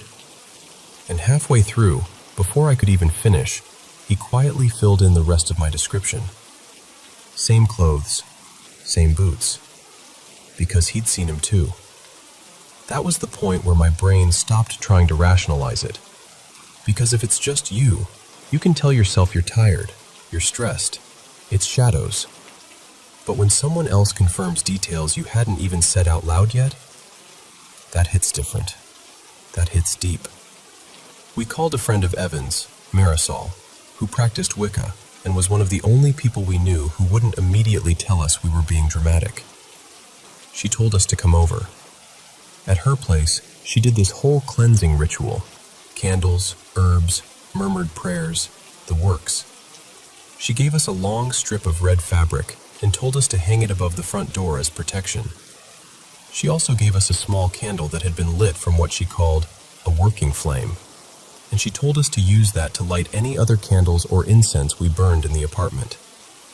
And she told us to draw a specific symbol on the fuse box near the laundry area. So we did all of it. We hung the red fabric above the door, we marked the fuse box, and then, because I had an early shift the next morning, and I'm not proud of this, I told Evan, "Can you start the laundry and I'm going to bed?" I passed out immediately. Evan stayed up, procrastinating, because he was creeped out. He told me later he just sat there staring at the laundry door like it was going to breathe. And this is the part I didn't witness. This is entirely Evan's story. But I believe him, because he's the kind of person who hates exaggerating. He said the second he touched the doorknob with his free hand, the one not holding the candle, the laundry door started shaking. Not rattling gently. Shaking like someone was on the other side slamming both fists into it. And he heard a man screaming. Not like through the walls, not like from outside. He said it sounded like it was coming from inside the closet. Meanwhile, I'm asleep in the room across the hall, completely unaware. No waking up, no hearing anything, nothing. Evan said it lasted a few seconds, long enough for him to freeze, long enough for him to feel his stomach drop, long enough for him to think, "Oh, I have made a mistake." Then everything stopped. Total silence.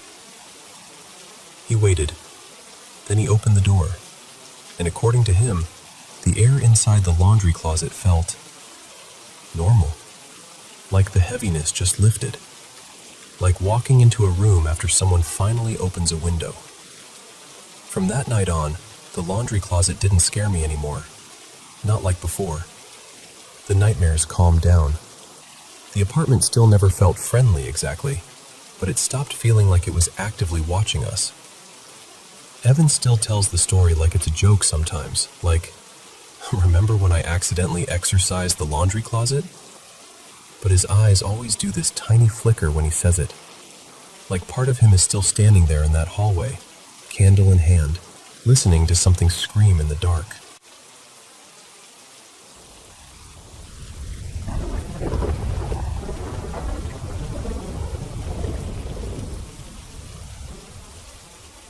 Hey, so before I get into the weird part, let me ground this in something really ordinary. Someone in my immediate family, my Aunt Marianne, worked in a British charity shop for over 2 decades. Just quietly showing up, sorting donations, steaming clothes, chatting with regulars, doing the everyday work that keeps places like that alive. And if you've never had charity shops where you live, here's the quick version. People donate clothes, books, household bits, whatever they don't need anymore, and the shop sells it cheap. The money goes back into the charity. A lot of the staff are volunteers. It's not glamorous, but it matters. And this particular shop, it mattered to a lot of people who passed through it. What most people didn't know was that it also had a reputation. Not fun, spooky story for Halloween reputation. More like, the building has moods, and sometimes it behaves like someone's still living in it. I'm telling you this straight. Nobody in my family was trying to build a legend, and there was never any benefit in pretending. Honestly, if anything, it was embarrassing to even talk about, until it happened too many times to shrug off. Anyway, the shop was in Norwich, a really old city in East Anglia, the kind of place where history doesn't feel buried. It feels stacked on top of itself. Medieval streets, plague history, old stone, old timber. The sort of city where you can walk past a building and think, that wall has watched centuries happen. The charity has moved since. Same road, bigger unit. But the old place, last I heard, was sitting empty. Now, the layout is important because a lot of what happened makes more sense when you can picture where people were standing. On the ground floor, you walked straight into the shop front. Clothing rails on both sides, the till further in. Then a long stretch of shelves with bric-a-brac. At the very back were the changing rooms, facing you like a dead end. Up the stairs, tight, old, winding stairs that only really fit one person at a time, you got to the first floor, staff only. On the right was this little box room you had to step up into, stacked with donated goods. Straight ahead was the sorting room, also up a step, where volunteers priced items and steamed clothes. Up again to the second floor, you could only turn right. This is where the staff room and toilets were. And then there was what we all ended up calling the top corridor, like a half level above the second floor. A short hallway with a fire exit on one side, the book room ahead, and another storage room used for extra stock and seasonal window displays. That last room, I hated it. I hated the feeling of it. It was the only place in the whole building where my stomach would drop the second I crossed the threshold. Oh, and there was supposedly a hidden basement too. The story was you could get to it by moving part of the till unit and finding this concealed door down into what used to be an old kitchen space, like early 1900s, maybe older. Big old range, table, that kind of thing. I never actually went down there. Part of me is glad. So, what was the activity like? It wasn't constant. It wasn't like a haunted house attraction where something happens on cue. It came in waves. Some months, nothing at all. Then you'd get a stretch where something happened almost every week, and the experienced volunteers would start quietly warning the new ones. Like, look, you might laugh now, but just don't panic if the building does something. And the new volunteers always laughed. Until they didn't. The strangest part was how normalized it became. People would hear something, go check, find nobody, and then just go back to tagging shirts like it was a dripping tap. The main things people reported fell into a few patterns. First, shadow figures. Customers sometimes came out of the changing rooms saying they'd seen someone, like a person-shaped shadow, inside or just behind the curtain. One woman, apparently, got so shaken she was nearly in tears, insisting someone was in there with her. Marianne once closed up, locked the doors, and while she was finishing up downstairs, she saw a shadowy shape near the back, by the bric-a-brac, in front of the changing rooms. Just a human outline where no one should be. Another time she came down the stairs and had that awful sense of being followed, then actually saw something behind her on the staircase, moving the way a person moves. And volunteers reported the same kind of thing upstairs too, especially in the box room and that top storage room near the books. A few people even claimed they'd seen someone through the front window, when the shop was clearly empty and still locked, before the manager arrived. Second, sounds. This was probably the most common. Footsteps, heavy, purposeful steps, when no one was there. Doors opening and closing, including doors that were locked. It was especially noticeable after hours, when the shop was quiet and you could hear the building settling. Except these weren't settling noises. These sounded like someone moving with intention. Most of the time, it seemed to come from the second floor and that top corridor, like the fire door being pushed open and then shut. But that door was secured. People would go check, and it would be locked exactly as it should be. Sometimes it happened right near you, too. You'd be in the sorting room and hear the unmistakable sound of someone stepping into the hallway, like they were about to come in. And then you'd look up, and there'd be nobody. No movement, no light shift, nothing. The staircase was a hot spot as well, like hearing someone coming down quickly, and your body bracing for a person to appear. And then nothing. Third, touching. This one really bothered people. Customers in the changing rooms would sometimes complain that someone had brushed them or touched them through the curtain, like a hand, a tap, a little push.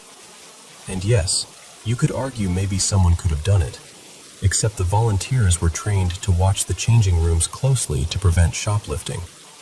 The changing rooms were in direct line of sight of the till, and you needed a little disc or token for each item you tried on. Staff were paying attention. When people said it happened, there often just wasn't anyone nearby who could have done it. Staff got it too. Taps on the shoulder, a touch on the arm, sometimes enough to make someone spin around expecting to see a coworker right behind them. It seemed to happen most upstairs, especially in the box room and that top storage area. And then there was the fourth category, the one nobody likes admitting out loud because it sounds the most ridiculous. Poltergeist-type stuff. Books opening by themselves. pages flipping like someone was thumbing through them, books sliding or even launching off shelves in the book room, boxes shifting when nobody was touching them, furniture nudging out of place, things downstairs falling or being knocked over when there was no obvious reason, sometimes with enough force that it didn't feel like a simple wobble, doors slamming. And the creepiest part? Staff would hear what sounded like big items being dragged around in a room nobody was in. And when they opened the door, everything would look perfectly normal. Nothing moved. No sign of disturbance. Just silence, like the building was holding its breath. Now, my own experiences. By the time I had them, this stuff had already been a regular topic in my family. So I grew up hearing it the way you'd hear stories about a difficult neighbor. Half believed, half filed away, always told with a slightly careful tone. My first experience happened when I was little, maybe 8 or 9. My dad had taken me and my brother out and bought us these cheap toy weapons, plastic swords, one of those little bow and arrow sets. And afterward, we went to the charity shop after closing to pick up Marianne. The shop was locked, quiet. The adults were upstairs in the office on the second floor. I was on the first floor, messing around with my toys, feeling like I had the whole building to myself. And those stairs, listen, those stairs were steep, narrow, twisting, the kind of stairs where you need to pay attention. I didn't. I took a wrong step and pitched forward, and I should have gone down, hard, head first. The kind of fall that can really hurt a kid. But I didn't fall. It's hard to explain without sounding insane, but I felt something invisible, grab my legs and hold me. I ended up stuck upside down, like my lower half was anchored in midair. I remember my arms flailing and my face hot with panic, screaming because my brain couldn't understand why gravity had just stopped working.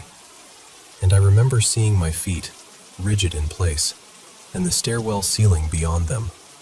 My dad came running down and grabbed me. Later, he told me the strangest part wasn't even my screaming. It was that he saw no one holding me up. Just his kid somehow balanced in a way that shouldn't be possible. And I wasn't some nimble little gymnast. I was clumsy, honestly. If I'd been alone, I think I would have convinced myself I imagined it. But there were adults there. People saw it. My family has this long-running idea of guardian angels, moments where someone gets saved from something that should have gone badly, and they've always counted that as one of those moments. Whether it was connected to the shop, I don't know. Because for a long time, the shop didn't feel personal. Most of what happened there felt random, almost like echoes repeating, until the second time. Fast forward a few years, early 2000s. I was a teenager, going to college in Norwich. On days Marianne worked, I'd sometimes meet her at the shop after closing. We'd sit upstairs and wait for my dad to pick us up. Just the two of us in this locked building, the street outside quieting down. And around that time, it had been calm. Not much to report. No big stories lately. So one evening, we're sitting in the office, chatting, and I ask casually if anything odd has happened recently. And Marianne goes, "Honestly, it's been quiet for ages." And I don't know why I did this. Maybe I'd been watching too much late-night ghost TV. Maybe I just wanted to prove to myself it was nonsense. But I got cocky. I actually called out into the building. Something like, "If anyone's here, let us know." That kind of stupid challenge you only make when you think nothing will answer. And almost immediately, a crash from the top corridor, like something large falling. Then footsteps, fast, coming down from that top level to the second floor, running right past the open doorway of the office. We both looked, saw nothing. Then the footsteps kept going, down the stairs, full speed. Then a slam from the first floor, the sorting room door closing hard. And after that, it sounded like someone was tearing the sorting room apart. Bangs, scrapes, shifting, like a person throwing boxes around in anger. Marianne went white because her first thought was practical. Oh my God, we've locked ourselves in with someone. A shoplifter. Someone hiding. And because I was 17 and apparently expendable, she sent me down to confront them. I was terrified. I'm not a fighter. I hate confrontation. But I also didn't want to believe it was anything else. Because if it wasn't a person, then what was it? So I went down. And as I descended the stairs, I could still hear the chaos in that sorting room. It sounded real. It sounded physical.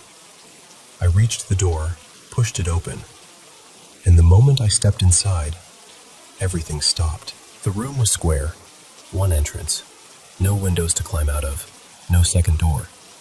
Nowhere a person could have gone without passing me. And nothing was disturbed. No boxes tipped, no rails moved, no piles on the floor. It was like the sound had been playing for us, and the second I entered, someone hit pause. I can't explain that. I still can't. And then the third experience. This one was quick, but it was the one that made my stomach drop because it was so visible. Another evening, I'm downstairs with Marianne, about to lock up. The shop is quiet, lights still on, nothing dramatic. We're doing the last little check before leaving, and a handbag, resting on a shelf, suddenly flew off. Not slid, not toppled down the front. Flew outward into the room, landing a good meter or two away like it had been flicked or thrown. We both just stared at it. Because there's a huge difference between something falling and something being sent. And I've also seen books come off shelves in there too. Again, not the gentle, gravity did its thing kind of fall. More like an interruption. Like the air itself got impatient. So that's the story. A small, ordinary charity shop that most people walked past without a second glance. Quiet volunteers, donated jumpers, old paperbacks, sitting inside a building that sometimes behaved like it was sharing the space with someone you couldn't see.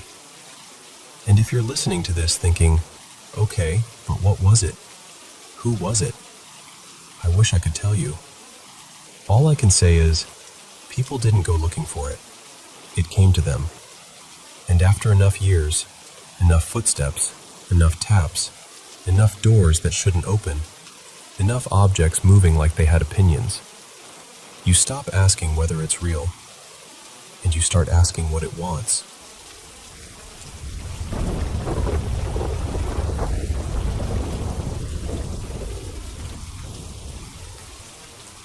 Okay, so let me set the scene, because the place matters.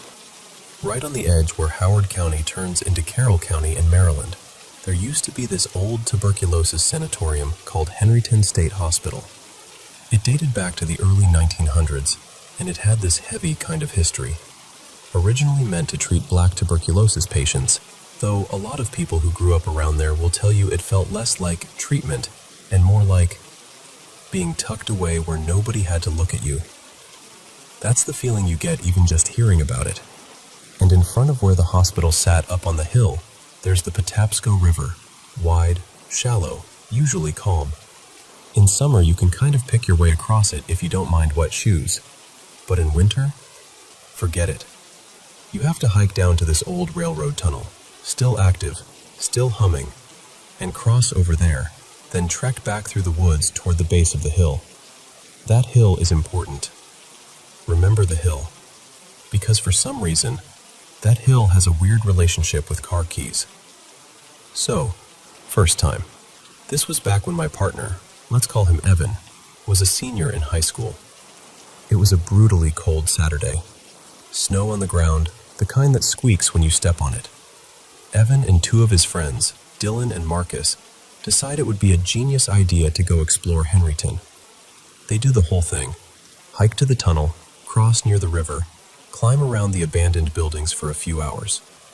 They're teenagers, so, yeah, they're goofing around, acting brave, smoking a little weed, daring each other to go into darker rooms. That kind of day. And when they finally make it back to the car, it's already getting dark. And Evan pats his pockets, and he goes, guys? No keys. They check the ground. They check the car. They check every pocket again, like the keys are going to magically appear the second time. Nothing.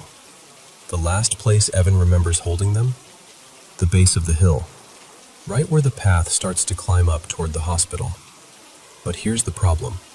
No flashlights, snow everywhere, and that hike back isn't just go back. It's cross the river area again and cover ground in the dark, in the cold, half-stoned, in the woods. Not smart. So Marcus, who's wearing these thick snow pants, goes, "I'll do it. I'll just wade across and check the trail." Which is insane, by the way. It's freezing.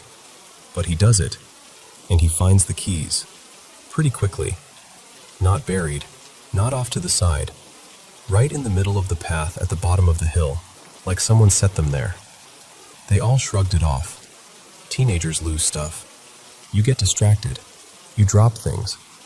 When Evan told me that story years later, I laughed and said, "Yeah, you guys were just high." Like, case closed. I didn't even entertain anything paranormal. Not even a little. Then came the second time. A few years later, around October, right before Halloween, Evan and I decide we're going to hike up there together. I'm thinking, spooky vibes, crisp air, little adventure. We'll take pictures, poke around, leave before it gets too late. We hadn't checked anything online because we're apparently allergic to planning, and we didn't realize the place had been demolished a few years earlier. Like, fully torn down. On the hike, Evan retells the key story, and we're laughing about it. But I'll admit, hearing it out there, with the woods quiet and the river nearby, it made me weirdly aware of my own keys. So I do this very responsible thing. I clip my keys, carabiner and all, to Evan's backpack strap. Tight. Secure. Not going anywhere. Then we get close to, the base of the hill. And I don't know how to explain this without sounding dramatic, but I suddenly felt watched. Not like, oh, there might be another hiker. More like that prickly feeling on your neck when you realize you're alone, but you don't feel alone. I told myself, it's just the story in your head. It's October. You're doing the spooky thing. Stop. And then, out of nowhere, my keys start jingling. Not a tiny shake, like a deliberate rattle, like someone had their fingers on them. I look at Evan like, "Are you messing with me?" And he looks genuinely confused, like he hadn't even moved. The keys keep rattling for a second longer. Evan reaches over, unclips them, and sticks them in his pocket like, "Okay, nope." And we keep walking up. We reach the top and, no hospital. Just a clearing, trees, broken bits of foundation. It was honestly depressing. Like the land itself was trying to pretend nothing ever happened there. So we turn around and start heading back down. And we're almost at the bottom of the hill when I see something on the trail.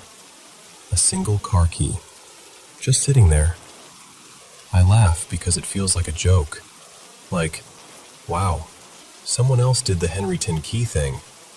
Evan bends down, picks it up, and holds it up like, "Hey, isn't this yours?" And my stomach dropped, because it was mine. And I immediately go, "That's impossible. They're in your pocket." So Evan pulls my keys out of his pocket. And sure enough, the car key is missing. Now listen, my keys are not flimsy. They're on a carabiner. The car key was attached to a key ring that doesn't just come undone. You'd have to twist and work it off. And there it was, detached, alone, sitting in the center of the trail at the bottom of the hill. Evan just goes, really quietly, "This is exactly where Marcus found mine." And that same watched feeling rushed back so hard, I felt kind of dizzy. I put the key back on the ring with shaking fingers, and the whole walk back to the car, I held my keys like they were going to sprout legs and run. And the weird part? Even dangling from my hand, they didn't make a sound again. Not a single jingle. For a long time after that, I tried to rationalize it. I did the whole coincidence thing. I told myself maybe the ring was looser than I thought. Maybe my key snagged on fabric. Maybe I didn't clip it as securely as I believed. But deep down, it didn't sit right. Then came the third time, and this is the one that finally snapped something in me. Evan and I decide to go back one more time, partly because it's actually a beautiful hike, but mostly because we wanted to test it. Like, okay, if something up there messes with keys, let's see. And we were prepared, hyper-aware, paying attention. No casual clipping, no absent-minded pockets. The hike out was normal, quiet, a little overgrown, branches and thorny bushes grabbing at our sleeves. The kind of trail where you feel like you're trespassing even if you're not.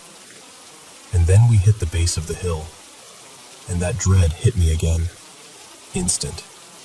Like stepping into a colder patch of air. I kept looking behind us, expecting to see, I don't know, a person, a deer, anything. Nothing. Evan had his keys in his pocket, but he did this thing on purpose. He left the top of the keychain just visible, like bait. Like, if you're going to do it, do it. We walk up the hill. Nothing grabs them. Nothing jingles. But the deeper we got, the stranger I felt. Foggy, dreamy, disoriented, like my brain wasn't fully in my skull. And I didn't say anything because I didn't want to influence him. We reach the clearing. We stand there a minute. It's quiet in that unsettling way quiet can be, where you realize you're listening too hard. We start walking back down. At the bottom of the hill, Evan goes, half joking, "Well, guess the ghosts are over it." And he shoves his keys deeper into his pocket like, "See? Nothing." Then we wander along the train tracks for a bit, trying to find another trail Evan remembered. We don't find it. So we turn back, and I'm walking a few paces behind him. And we're not even on the hill trail anymore. We're near it, but not on it. And that's when I see it. Out of the corner of my eye, Evan's little headphone case, attached to his keychain, starts to rise out of his pocket. At first I think, oh, his pocket snagged weird. Movement, friction. But then it keeps coming. Slowly, smoothly. And the rest of the keychain follows, inch by inch. And here's the part that makes my skin crawl even now. The keys didn't fall like they should have. They didn't dangle down naturally as gravity took over. The chain looked taut, like something invisible had a grip on it and was pulling straight upward, trying to slide the keys out without making it obvious. Like it was being careful. Like it didn't want Evan to notice. I just blurted, without thinking, "Your keys are coming out of your pocket." Evan stops, looks down, and then looks at me with these huge eyes, like he already knows what I'm going to say before I say it. He yanks them back into his pocket, and we both just stand there for a second, silent. And the creepiest part? It only happened right there, right in the vicinity of that hill. Not on the rest of the hike, not before, not after. 3 separate trips, 3 separate moments, same general area, same weird pattern. Keys moved, keys missing, keys pulling themselves out like someone was messing with them. I don't call myself a skeptic anymore. Because once? Fine. Twice? Weird. But 3 times? 3 times feels like something, or someone, still lingering around that place, even after the buildings are gone. Like the hill kept the memory. So, if you ever find yourself hiking near where Henryton State Hospital used to be, enjoy the view, take pictures, but for the love of God, keep a close eye on your keys.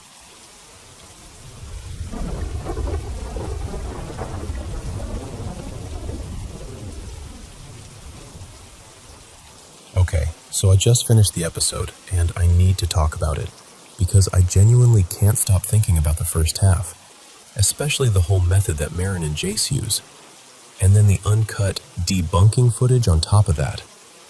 Like, This is one of those situations where it either cracks open something huge about the paranormal, spirits, mediums, all of it, or it's another example of people putting on a performance because it benefits them. And I'm trying really hard to stay in the middle, open-minded, but not naive. First, quick sidebar about the Robert Dahl stuff, because the comments under that segment were wild. A bunch of people were basically like, "Don't claim the bad energy," or "It doesn't like being filmed," and "It can curse you through video." And honestly, I'm fine so far. But it's one of those legends where if you go hunting for real comments, good luck. Half of them feel like copy-pasted warnings from the same 3 ghost forums. Now, about the house itself. The new owners definitely seem more interested in the attraction side than the historical authenticity. Which, I get it. If you own a famous haunted location, you're going to market it. But it does make me skeptical when they confidently talk about already having tons of evidence, and then, conveniently, Marin and Jace show up with the most dramatic phenomenon imaginable. They also changed some furniture, which is a small thing, but it bothered me more than it should have. If I owned a place known for its history, I'd be obsessed with keeping everything as close to the original experience as possible. Tiny nitpick, but still. And the flickering lights? Look, it's an old house. Old wiring can be a mess. I live in an older place too. Lights flicker. That's not automatically a ghost making a statement. That's sometimes just electricity doing what old electricity does. Now, the big thing. Marin and Jace. They claim they can communicate with spirits, specifically a spirit named Evelyn, who the owner had mentioned earlier as being a calm, friendly presence. Their method is what got me, because it's so oddly specific. They have to be touching skin to skin. And apparently, it can even work if someone stands between them, as long as the chain of touch stays unbroken. The moment they make contact, the knocking starts, immediately. And it keeps going even when they're not actively asking anything. And I'm not exaggerating when I say, this is the most compelling evidence I've seen on one of these YouTube paranormal investigations in a long time. They do the whole system. 1 knock for yes, 2 for no, and then spelling using the alphabet with knocks landing on letters. And the thing is, a lot of it feels seamless. It doesn't sound like someone across the room tapping. It doesn't look like a crew member doing something off camera. The answers are often weirdly accurate. There was even a moment where the knocks seemed to lag, like whoever, or whatever was responding, got ahead of itself and had to correct. That kind of imperfect moment is the stuff that makes it feel real. Because if you were faking it, wouldn't you keep it smooth? Wouldn't you avoid a mistake? They also brought up personal stuff. Details about Riley and Noah, the investigators, and their producer Miles. That's the part that made the room go quiet, because you can feel everyone thinking, okay, now hold on. And to their credit, they did try to rule out simple tricks. They checked below the room, they checked above it, they moved locations within the house, and it still happened. So yeah, it's intense. And I'm not saying that to be a buzzkill. I want this to be genuine. I'm just not willing to turn off my brain because something gave me chills. Here's what starts poking holes for me. For one, if you run a popular haunted attraction, you're already in the business of mystery. Even if you're not outright lying, the incentive to enhance things is right there. And Marin and Jace have a background that raises my eyebrows. They've been connected to paranormal TV circles and regional unusual phenomena groups, stuff where reputation and attention really matter. That doesn't prove anything, but it does create bias. If your identity is built around being the people who can do this, of course you're going to protect that narrative. The debunking footage also didn't really seal the deal for me. It mostly showed that it wasn't some random person off to the side knocking, but it didn't explain what it was, or eliminate the possibility of a trick happening closer to them. a few specific things I couldn't stop noticing. The knocking sound is strangely consistent, like it sounds similar on different surfaces. Even when they move onto gravel outside, it still has that same signature knock. Marin leads the entire flow. She finishes words quickly, she controls the pacing, and in the uncut footage, she guesses a full word when only the first letter was confirmed, like she's steering the outcome. The knocks rarely respond directly to the investigators unless Marin and Jace are the ones guiding it. It's like the spirit only cooperates through them. Marin stays locked onto Evelyn even outside of the house, which feels odd if Evelyn is supposed to be tied to the location. Distance is hard to judge because audio can be deceptive. Sometimes it sounds close, then suddenly farther, and I don't know what to make of that. And the rubber glove test? That's a big one. When the gloves stop it, they explain it as energy being blocked. Maybe, or maybe it's because the method requires a certain kind of contact for a certain kind of physical trick. Also, Marin made a comment joking about them being able to go on dates, like it's normal. But if this starts every time they touch, wouldn't that be incredibly annoying? Imagine holding hands and constant knocking begins. That's either a lifetime of chaos, or the phenomenon is more on command than they admit. The park scene, though, yeah, not convincing. That whole outside segment felt like the weakest part by far. They supposedly connect with a spirit named Tess, described as a teacher who died near a school close to the park. But the information didn't feel impossible to know. It felt like the kind of thing someone could find with one quick search, especially if you're local or you've done this before. Two moments stood out as, wait, what? To me. One, when they learned Tess was a teacher, Riley asks if the park used to be a school, and Marin almost says yes, then abruptly pivots to no. It's subtle, but it's the kind of slip that makes you wonder what she was about to commit to. And two, Marin seemed to assume the spirit was female before that had been established. None of that is a smoking gun. It's just enough little weirdness that the mood shifts from holy crap to okay, slow down. And honestly, the method itself is still murky. And the randomness is inconsistent depending on the location. In one setting, the knocks continue constantly, even during casual conversation. In another, they only happen when direct questions are asked. That inconsistency could mean different spirits. Or it could mean the method is being controlled more than they're admitting. Overall, I'm stuck in that frustrating place where I'm fascinated and skeptical at the same time. I want it to be real. I really do.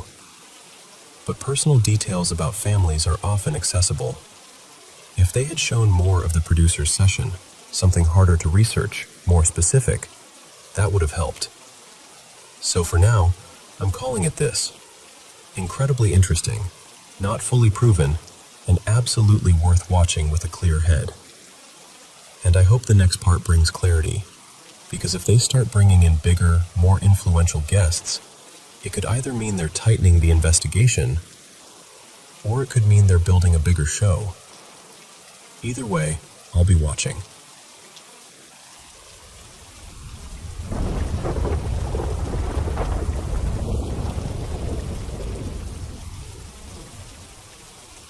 Hey, so I figured I'd share this because it finally boiled over just the other weekend. My dad's always been the tough, no-mystery type. The kind of man who hears the word ghost and snorts like you've just told him the moon is made of cheese. Rubbish, he'd say. Absolute rubbish. Sometimes he'd even get properly irritated if the topic hung around too long. My mum, on the other hand, total opposite. She's one of those people who just knows there's more out there. She's told me stories over the years, little moments she swore were real, things she saw, things she felt. And every single time she brought one up, Dad would shut it down like a door slamming. No debate, no curiosity, just anger, like the subject itself offended him. Then, years ago, This was around 2016, I think. My aunt came to stay with Mum for a bit while she wasn't well. Her name was Elaine. She was always warm and chatty, the type who leaned in when she told a story, like she wanted you to feel it with her. One evening, we somehow got onto the whole paranormal thing. Mum was talking. Elaine was nodding along, chiming in, even getting a bit excited about it all. And I remember thinking, how are they both so open to it, but Dad's like a brick wall? So I asked Elaine straight out, half joking, half curious. How come you and Mum can talk about this stuff so easily, but Dad acts like it's poison? And Elaine just stared at me, genuinely confused. She went, "What do you mean? Your dad isn't a skeptic." I laughed, like she must be mistaken. But she shook her head, real serious now, and said something like, "No, he's not a skeptic because we went through something. Together." I remember the way my stomach dropped, because suddenly it wasn't a silly conversation anymore. I leaned forward and asked, "What do you mean? What happened?" And her whole face changed. She closed right up.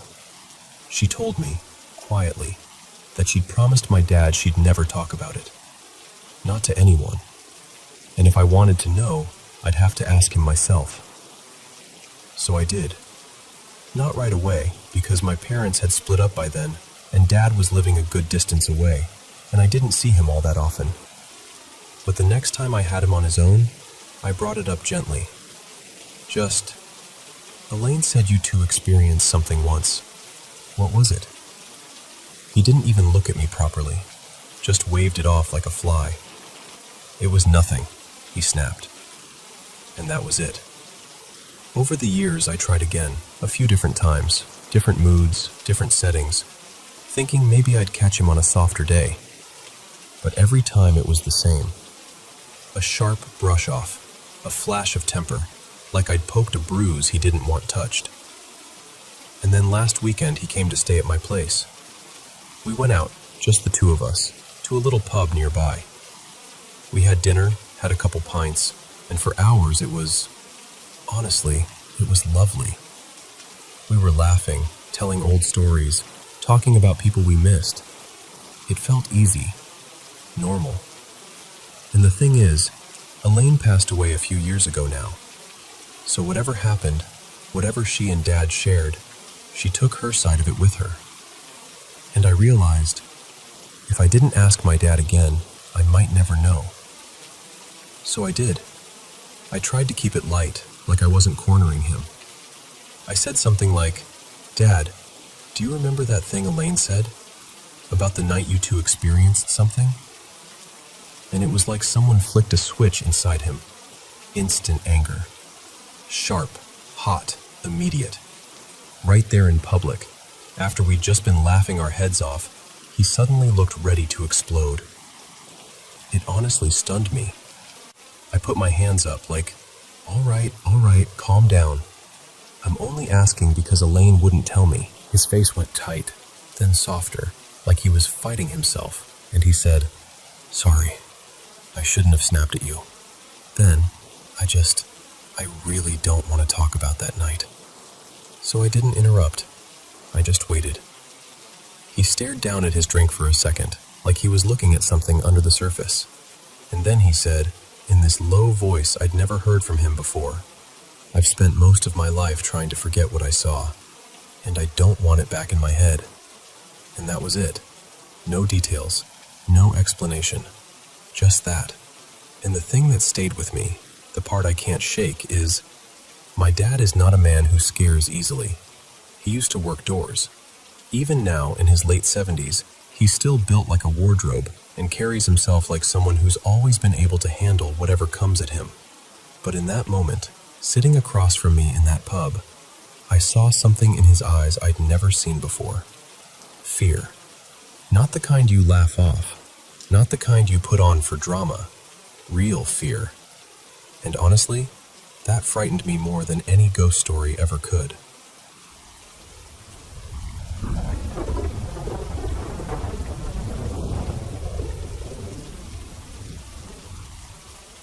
So, I haven't really talked about this much, but I've had a handful of intense, ugly, impossible to forget supernatural experiences in my life. Stuff that messed with me for years. And then, almost like someone flipped a switch, it stopped about 3 years ago. But even though things have been quiet, it kind of changed me. I'm the type of person who notices the tiny shifts in a room, a sound that's one beat off, a feeling that doesn't belong. I don't go looking for it. I just can't not notice.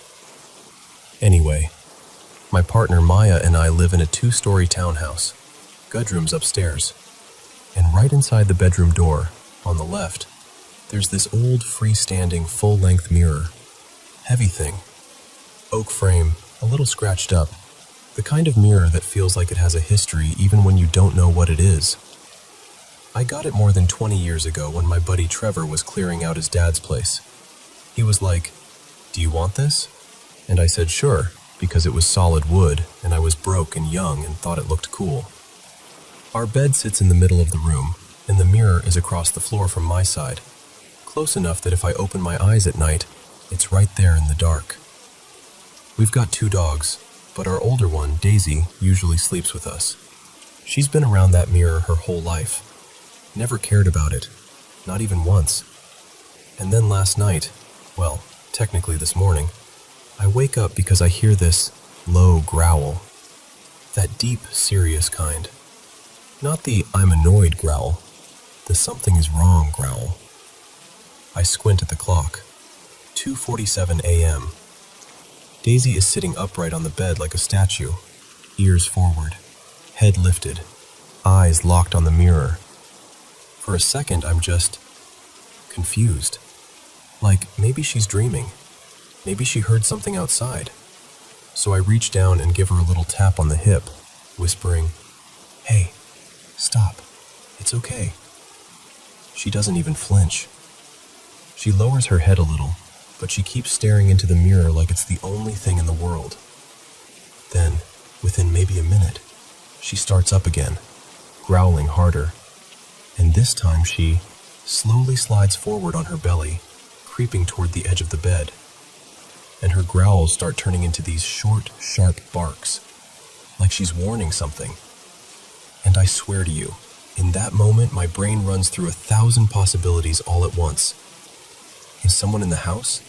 Did I forget to lock something? Is there something in the room? Is the mirror about to fall? But the way she's acting, it doesn't feel like a normal noise or a mouse in the wall. It feels focused. Her growling gets louder, the barks get louder, and then she carefully stands up, climbs down off the bed, and walks toward the mirror like she's approaching a threat. She stops about 3 feet away and lies flat on her stomach with her front legs stretched out, head pointed straight at it, growling through her teeth. That's when I get up. I'm trying to stay calm, but my chest is tight, and my skin is doing that prickly thing.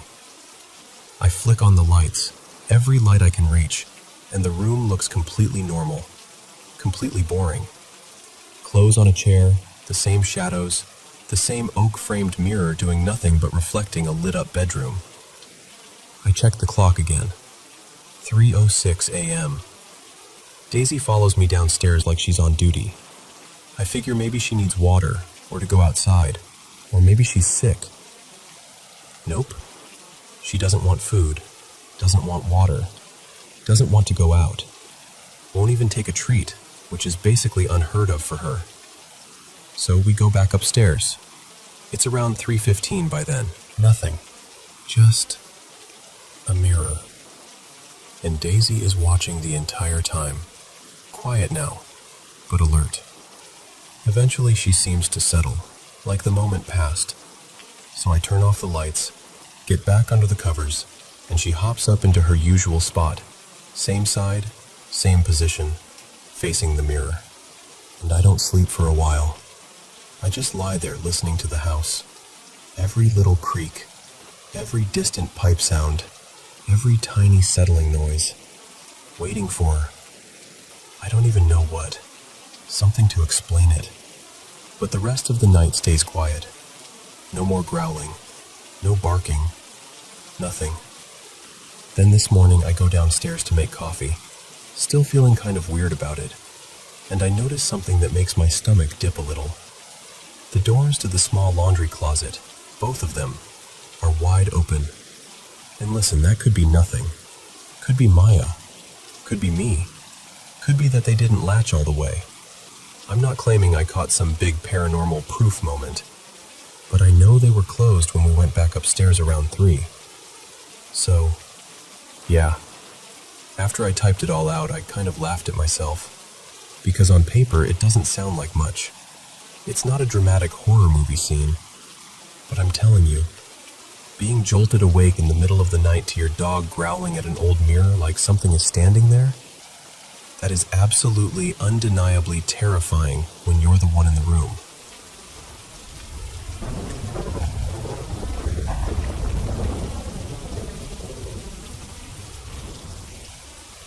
Okay, so my wife and I have been in this house for like almost a year now, about 11 months, and honestly, it's a normal house. Nothing creepy, nothing obviously wrong with it. The only thing is, the last owner was kind of a mess. You know the type, half-finished little repairs, old smoke smell that clung to the garage like it had been marinating there for years. The sort of upkeep that's basically good enough, I guess. So at first we're settling in. Everything's fine. And then one day, I walk by and notice the back garage door is just wide open. Which is weird because that door stays locked. Always. It's one of those locks you can only turn from the inside. So when it's locked, it's locked. Immediately we're like, oh my God, someone broke in. We check everything. Tools? Still there. Boxes? Untouched. Nothing is missing. And the door from the garage into the house? Still locked, still solid, no damage, no signs anyone tried to mess with it. So we're standing there in the garage like, okay, then what was that? And then it happens again. Not every day, not even every week, but often enough that it starts to feel like this annoying little glitch in reality. We'd go out, find the back garage door open, and every single time we'd do the same routine. Inspect the lock, check the frame, test it, shove our shoulders against it, slam it a few times just to make sure it catches. Locked. Still locked. We even joked about it like, wow, guess the house is just dramatic. Or, maybe we've got a secret ghost who needs fresh air. But tonight is the first time I've felt that cold, prickly feeling in my chest that makes you stop laughing. Because I recently had surgery, pretty major, and they sent me home with pain meds, hydrocodone. Nothing fancy, just the kind you keep on the nightstand so you don't have to stumble around at 3 a.m. half awake. I had a little bottle beside the bed. I know I did. And I know there were around a dozen left because I'd stopped taking them the last couple days. I was trying to tough it out. So earlier, my wife, Mara, goes to hand me one because I'm hurting. And she pauses, staring into the bottle, and she goes, "Have you been taking these?" And I'm like, "No, why?" And she just looks up at me, eyes all narrowed, totally serious, and says, "Because there are only 3 left." 3. That was the moment my brain did that thing where it tries to be logical, but it's also doing math at the same time and getting more and more panicked. Because I didn't take them. I know I didn't. And Mara didn't take them. She doesn't touch that stuff. She's the kind of person who won't even take a Tylenol unless she's basically dying. So we're standing in the bedroom doing this quiet inventory of reality, and right as we're trying to make it make sense, she says, "Also, the back garage door was open again today." And it's like the two things click together in the worst way. Because here's the other part. There's an attic access panel in the garage, and there's another one in the hallway near our bedroom. And I've joked for months, like, haha, spooky show voice. What if someone lives up there? You know, because we watch those insane documentaries where somebody's secretly squatting in a crawl space and stealing food and watching the family sleep. It was always a joke, until it wasn't. So now I'm replaying everything in my head. All the times we found that door open, how it always seemed locked, how we'd slam it and double-check it and swear to each other it couldn't be the wind, how nothing looked out of place, but also how we weren't exactly looking for subtle things, because why would we? And now I'm sitting here thinking, or something about that door isn't what we think it is. And then there are my missing pills, and I keep going back to this one thought that I don't even want to say out loud, because it makes me feel ridiculous and scared at the same time. What if someone has been here the whole time, and we just haven't noticed? Because there is no good reason for medication to disappear. None. And there is no good reason for a locked door to be open. So yeah, that's where I'm at, trying to decide if I'm spiraling or if something is genuinely, seriously wrong.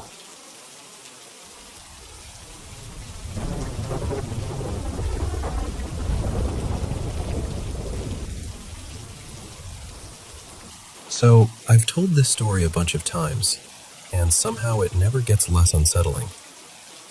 Before I was even old enough to remember her, my grandmother, my mom's mother, died of throat cancer. By the end, it had changed her voice completely. It wasn't just hoarse. Her voice got deep, rough, raspy, like it was dragged up from somewhere painful. That detail matters later. My mom and her weren't especially close, but grief doesn't always follow logic. After my grandmother passed, my mom sank into this heavy depression that, honestly, she never fully climbed out of. And she carried this guilt, like a stone in her pocket, for not visiting more, for slowly drifting from that side of the family. Like distance alone was a kind of betrayal. Years went by. Our life was normal. No creepy shadows in corners, no weird sounds, nothing that felt haunted. But my mom once told us something that stuck with me. There was a time she felt so hopeless she didn't want to live anymore. And during that time, she had this dream where her mother's spirit came for her, like she was being invited to leave. But my mom said she refused. She told her, "No, I have kids. I'm staying." When I was around 9, my mom dipped hard again. Depression came back like a tide, and insomnia moved in with it. She was a seamstress, so when she couldn't sleep, she'd sew. Fixing hems, mending tears, altering clothes, anything to keep her hands busy. And if you've ever heard a sewing machine going full speed at 3 in the morning, you know it's not exactly soothing. Some nights I'd wake up from the clatter and whir, shuffle down the hallway half asleep, and go to the bathroom. One of those nights, I passed her room and saw her sitting at the machine like always, but there was an extra chair pulled up beside her, angled like someone was supposed to be sitting there. I remember pausing and asking, all innocent and blunt like kids are, "Why do you have a chair there if nobody's using it?" She didn't answer, not even a glance, just kept sewing. I shrugged it off, because what else do you do at that age? You go back to bed and let grown-up weirdness stay in grown-up spaces. But months passed, and it kept happening. The chair would appear beside her while she worked late at night. My dad and my sisters got worried, and, honestly, irritated too. It's hard to be compassionate at 3 a.m. when a machine is rattling the walls. Still, we knew it was how she coped. Watching someone you love unravel slowly is its own kind of helpless.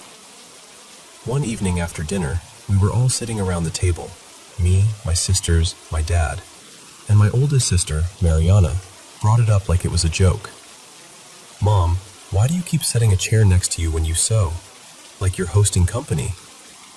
We all laughed, not in a cruel way, more like trying to lighten the heaviness that had been sitting with us for months. My mom just smiled, a real smile, and she said, very calmly, "Because my mother visits sometimes. I leave her somewhere comfortable to sit." The table went quiet for half a second, like everyone's brain collectively hit a speed bump. But then, we didn't argue. We didn't challenge it. Because for the first time in a long time, she looked happy. And when you've been watching someone sink, You cling to whatever makes them float. Winter came. Our house was old and drafty, and we didn't have proper heating, so we bought those portable space heaters, one for each room. One night, my mom mentioned something small and strange, like it wasn't even worth noting. She laughed softly when she said it, like it was sweet, like it was proof. And again, we brushed it off. We were all walking around on emotional tiptoe, and nobody wanted to be the one to say, "That's not comforting, that's terrifying." Then came the phone call. I'll never forget it, because it didn't feel like a story while it was happening. It felt like the air in the house changed permanently. My mom came stumbling out of her room, crying so hard she couldn't breathe right, like she'd been punched in the chest. She was hyperventilating, shaking, one hand pressed to her mouth like she was trying to keep something inside her from spilling out. We rushed to her, me, Mariana, my other sister Lucia, my dad, all talking at once. "What happened? Are you okay? What's wrong?" And she finally gasped out that the phone rang, and she answered. But nobody spoke. Just silence. Then she heard breathing. Slow, strained, wet sounding, like the person on the other end was fighting for air.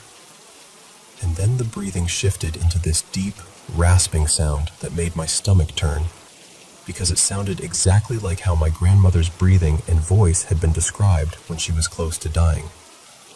And then, my mom heard her voice, her real voice, calling her name. "Rosa, Rosa, Rosa," over and over. My mom said her whole body lit up with relief at first, like finally, after all these years, after all those lonely nights, her mother was really there. And I could see it in her face while she told us, this desperate, aching joy mixed with disbelief. But then she said the voice changed. It dropped lower, too low. The rhythm got wrong, like it wasn't speaking anymore. It was performing something. The warmth drained out of it, and it turned heavy, dark, almost guttural. And then it got loud. Not just loud like yelling, loud like something trying to push through the phone line, like it wanted to be in the room. And that's when my mom realized, in a flash of cold terror, that this wasn't her mother. Whatever it was had been wearing her mother's voice like a mask. She panicked, hung up, and ran out to us. And what broke me, even as a kid, wasn't just that she was scared. It was the heartbreak. Because you could see the moment she understood she'd been tricked. Like someone had offered her comfort with one hand and then pulled out a knife with the other. I've never seen a face hold grief and fear at the same time like that. It was raw. A week later, my sisters, who were not religious, not spiritual, not the type to do rituals, came home with a Bible and a bundle of something to burn. Not Palo Santo this time, some kind of cleansing herb they'd found at a botanica shop. It smelled sharp and earthy, and it smoked like crazy.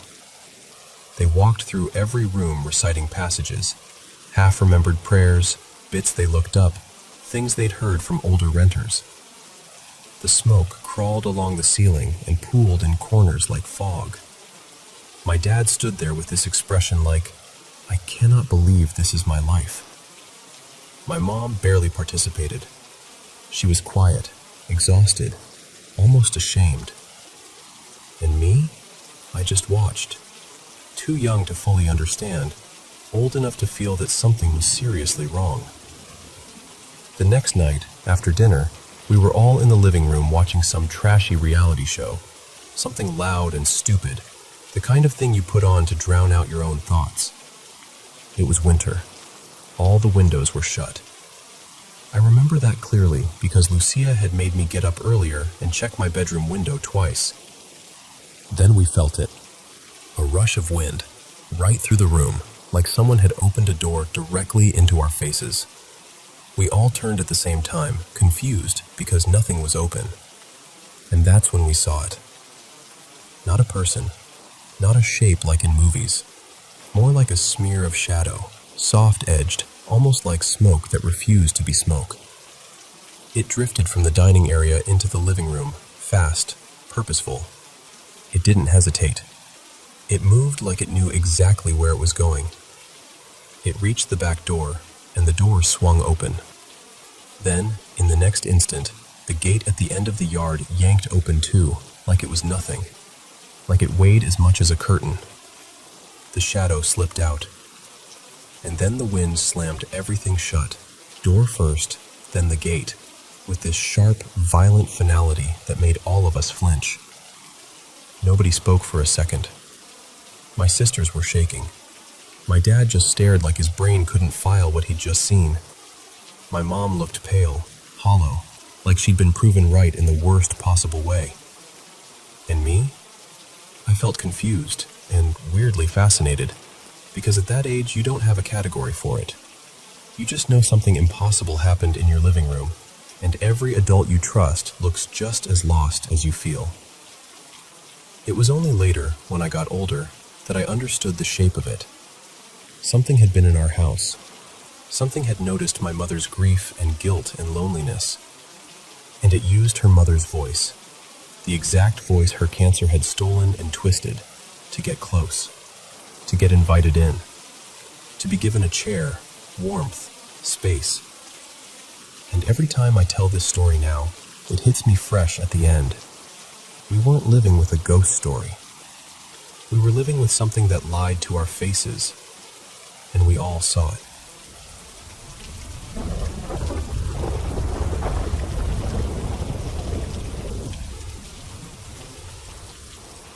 Hey, so I'm usually the kind of person who talks myself down when something weird happens.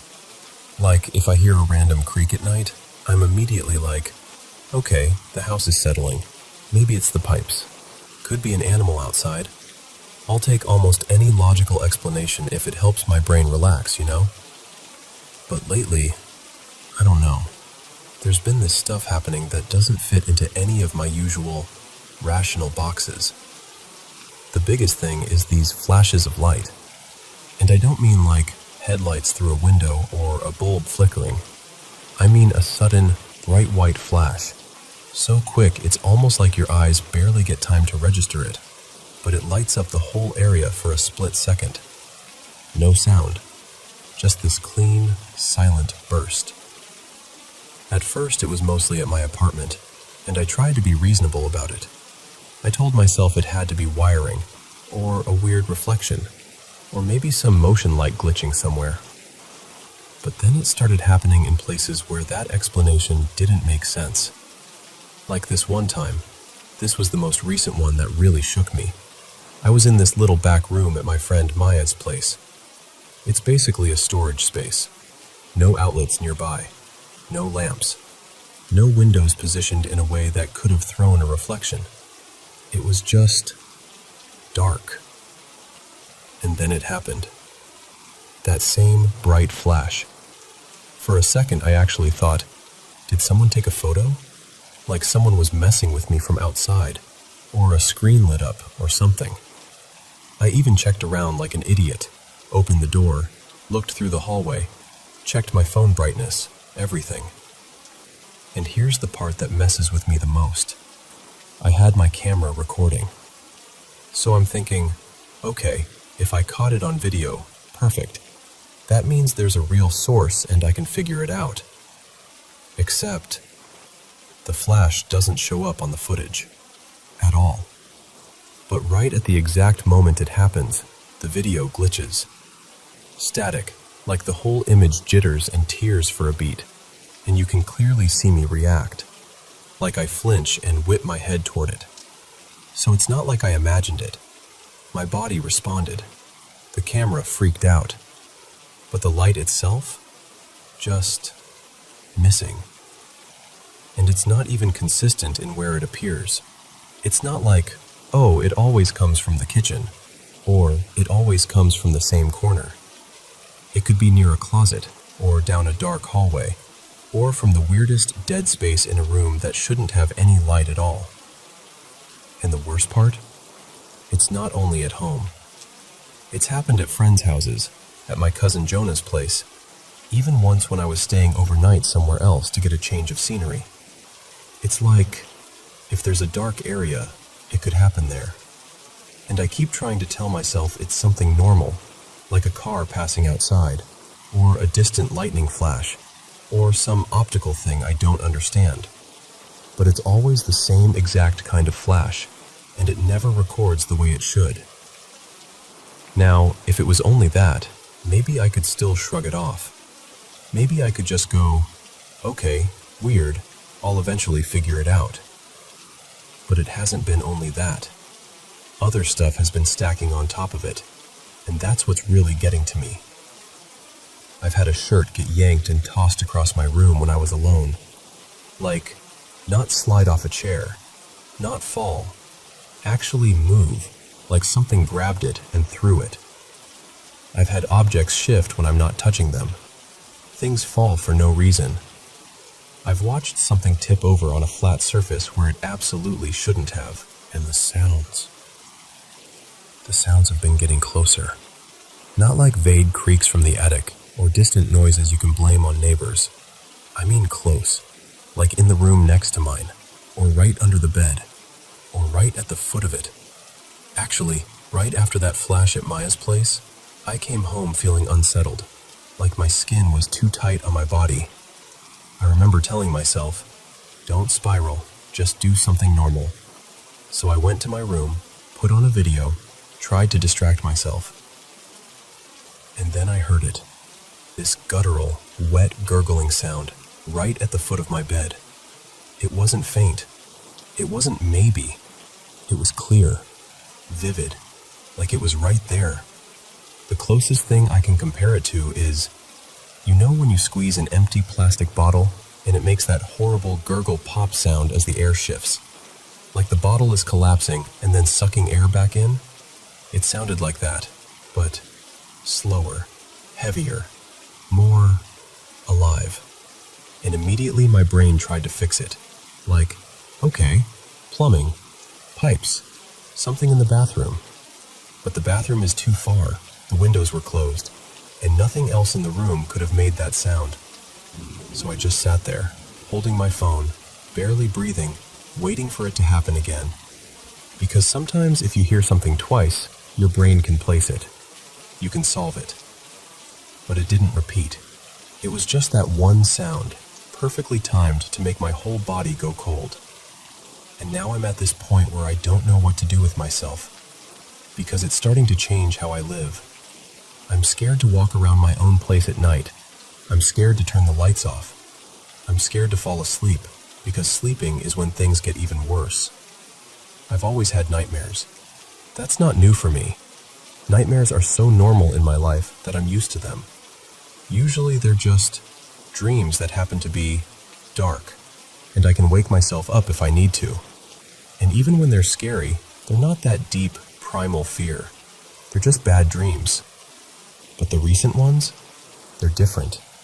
They feel real in a way I can't explain, like I'm trapped in them, like I can't force myself awake. And the fear is pure, like the kind of fear that makes your chest hurt. And they're always some version of the same themes. Shadowy figures, something watching me, someone not being themselves, people acting wrong, like possessed or empty. It's always that kind of vibe. And what's frustrating is, I'm not even someone who's into paranormal stuff. I'm not the burn sage person. I'm not the crystals and holy water person. I've never been the type to jump straight to ghosts. I've always felt like, sure, there are probably things we don't understand, but I'm not out here trying to make everything supernatural. I try really hard to stay grounded, to assess, to be logical. But when you have a flash of light that doesn't show up on camera, plus objects moving, plus the bed shifting, plus sounds that feel way too close, plus nightmares that suddenly turn into full-body terror, it starts to feel like your mind is losing its grip. And honestly, I think that's why I'm talking about it at all. I don't even know what I want. I think I want reassurance. Like, yeah, this can happen, and it has an explanation. Or even just someone saying, "You're not alone. I've had something like that, and here's how I dealt with it." Because right now, I'm stuck in this awful middle space where I don't want to believe it's something paranormal, but I also can't keep pretending it's nothing. So, if you've ever experienced anything like this, especially the flashes, how do you look at it without spiraling? How do you live normally when your own senses feel like they're betraying you? I'm just running out of places to put all of this.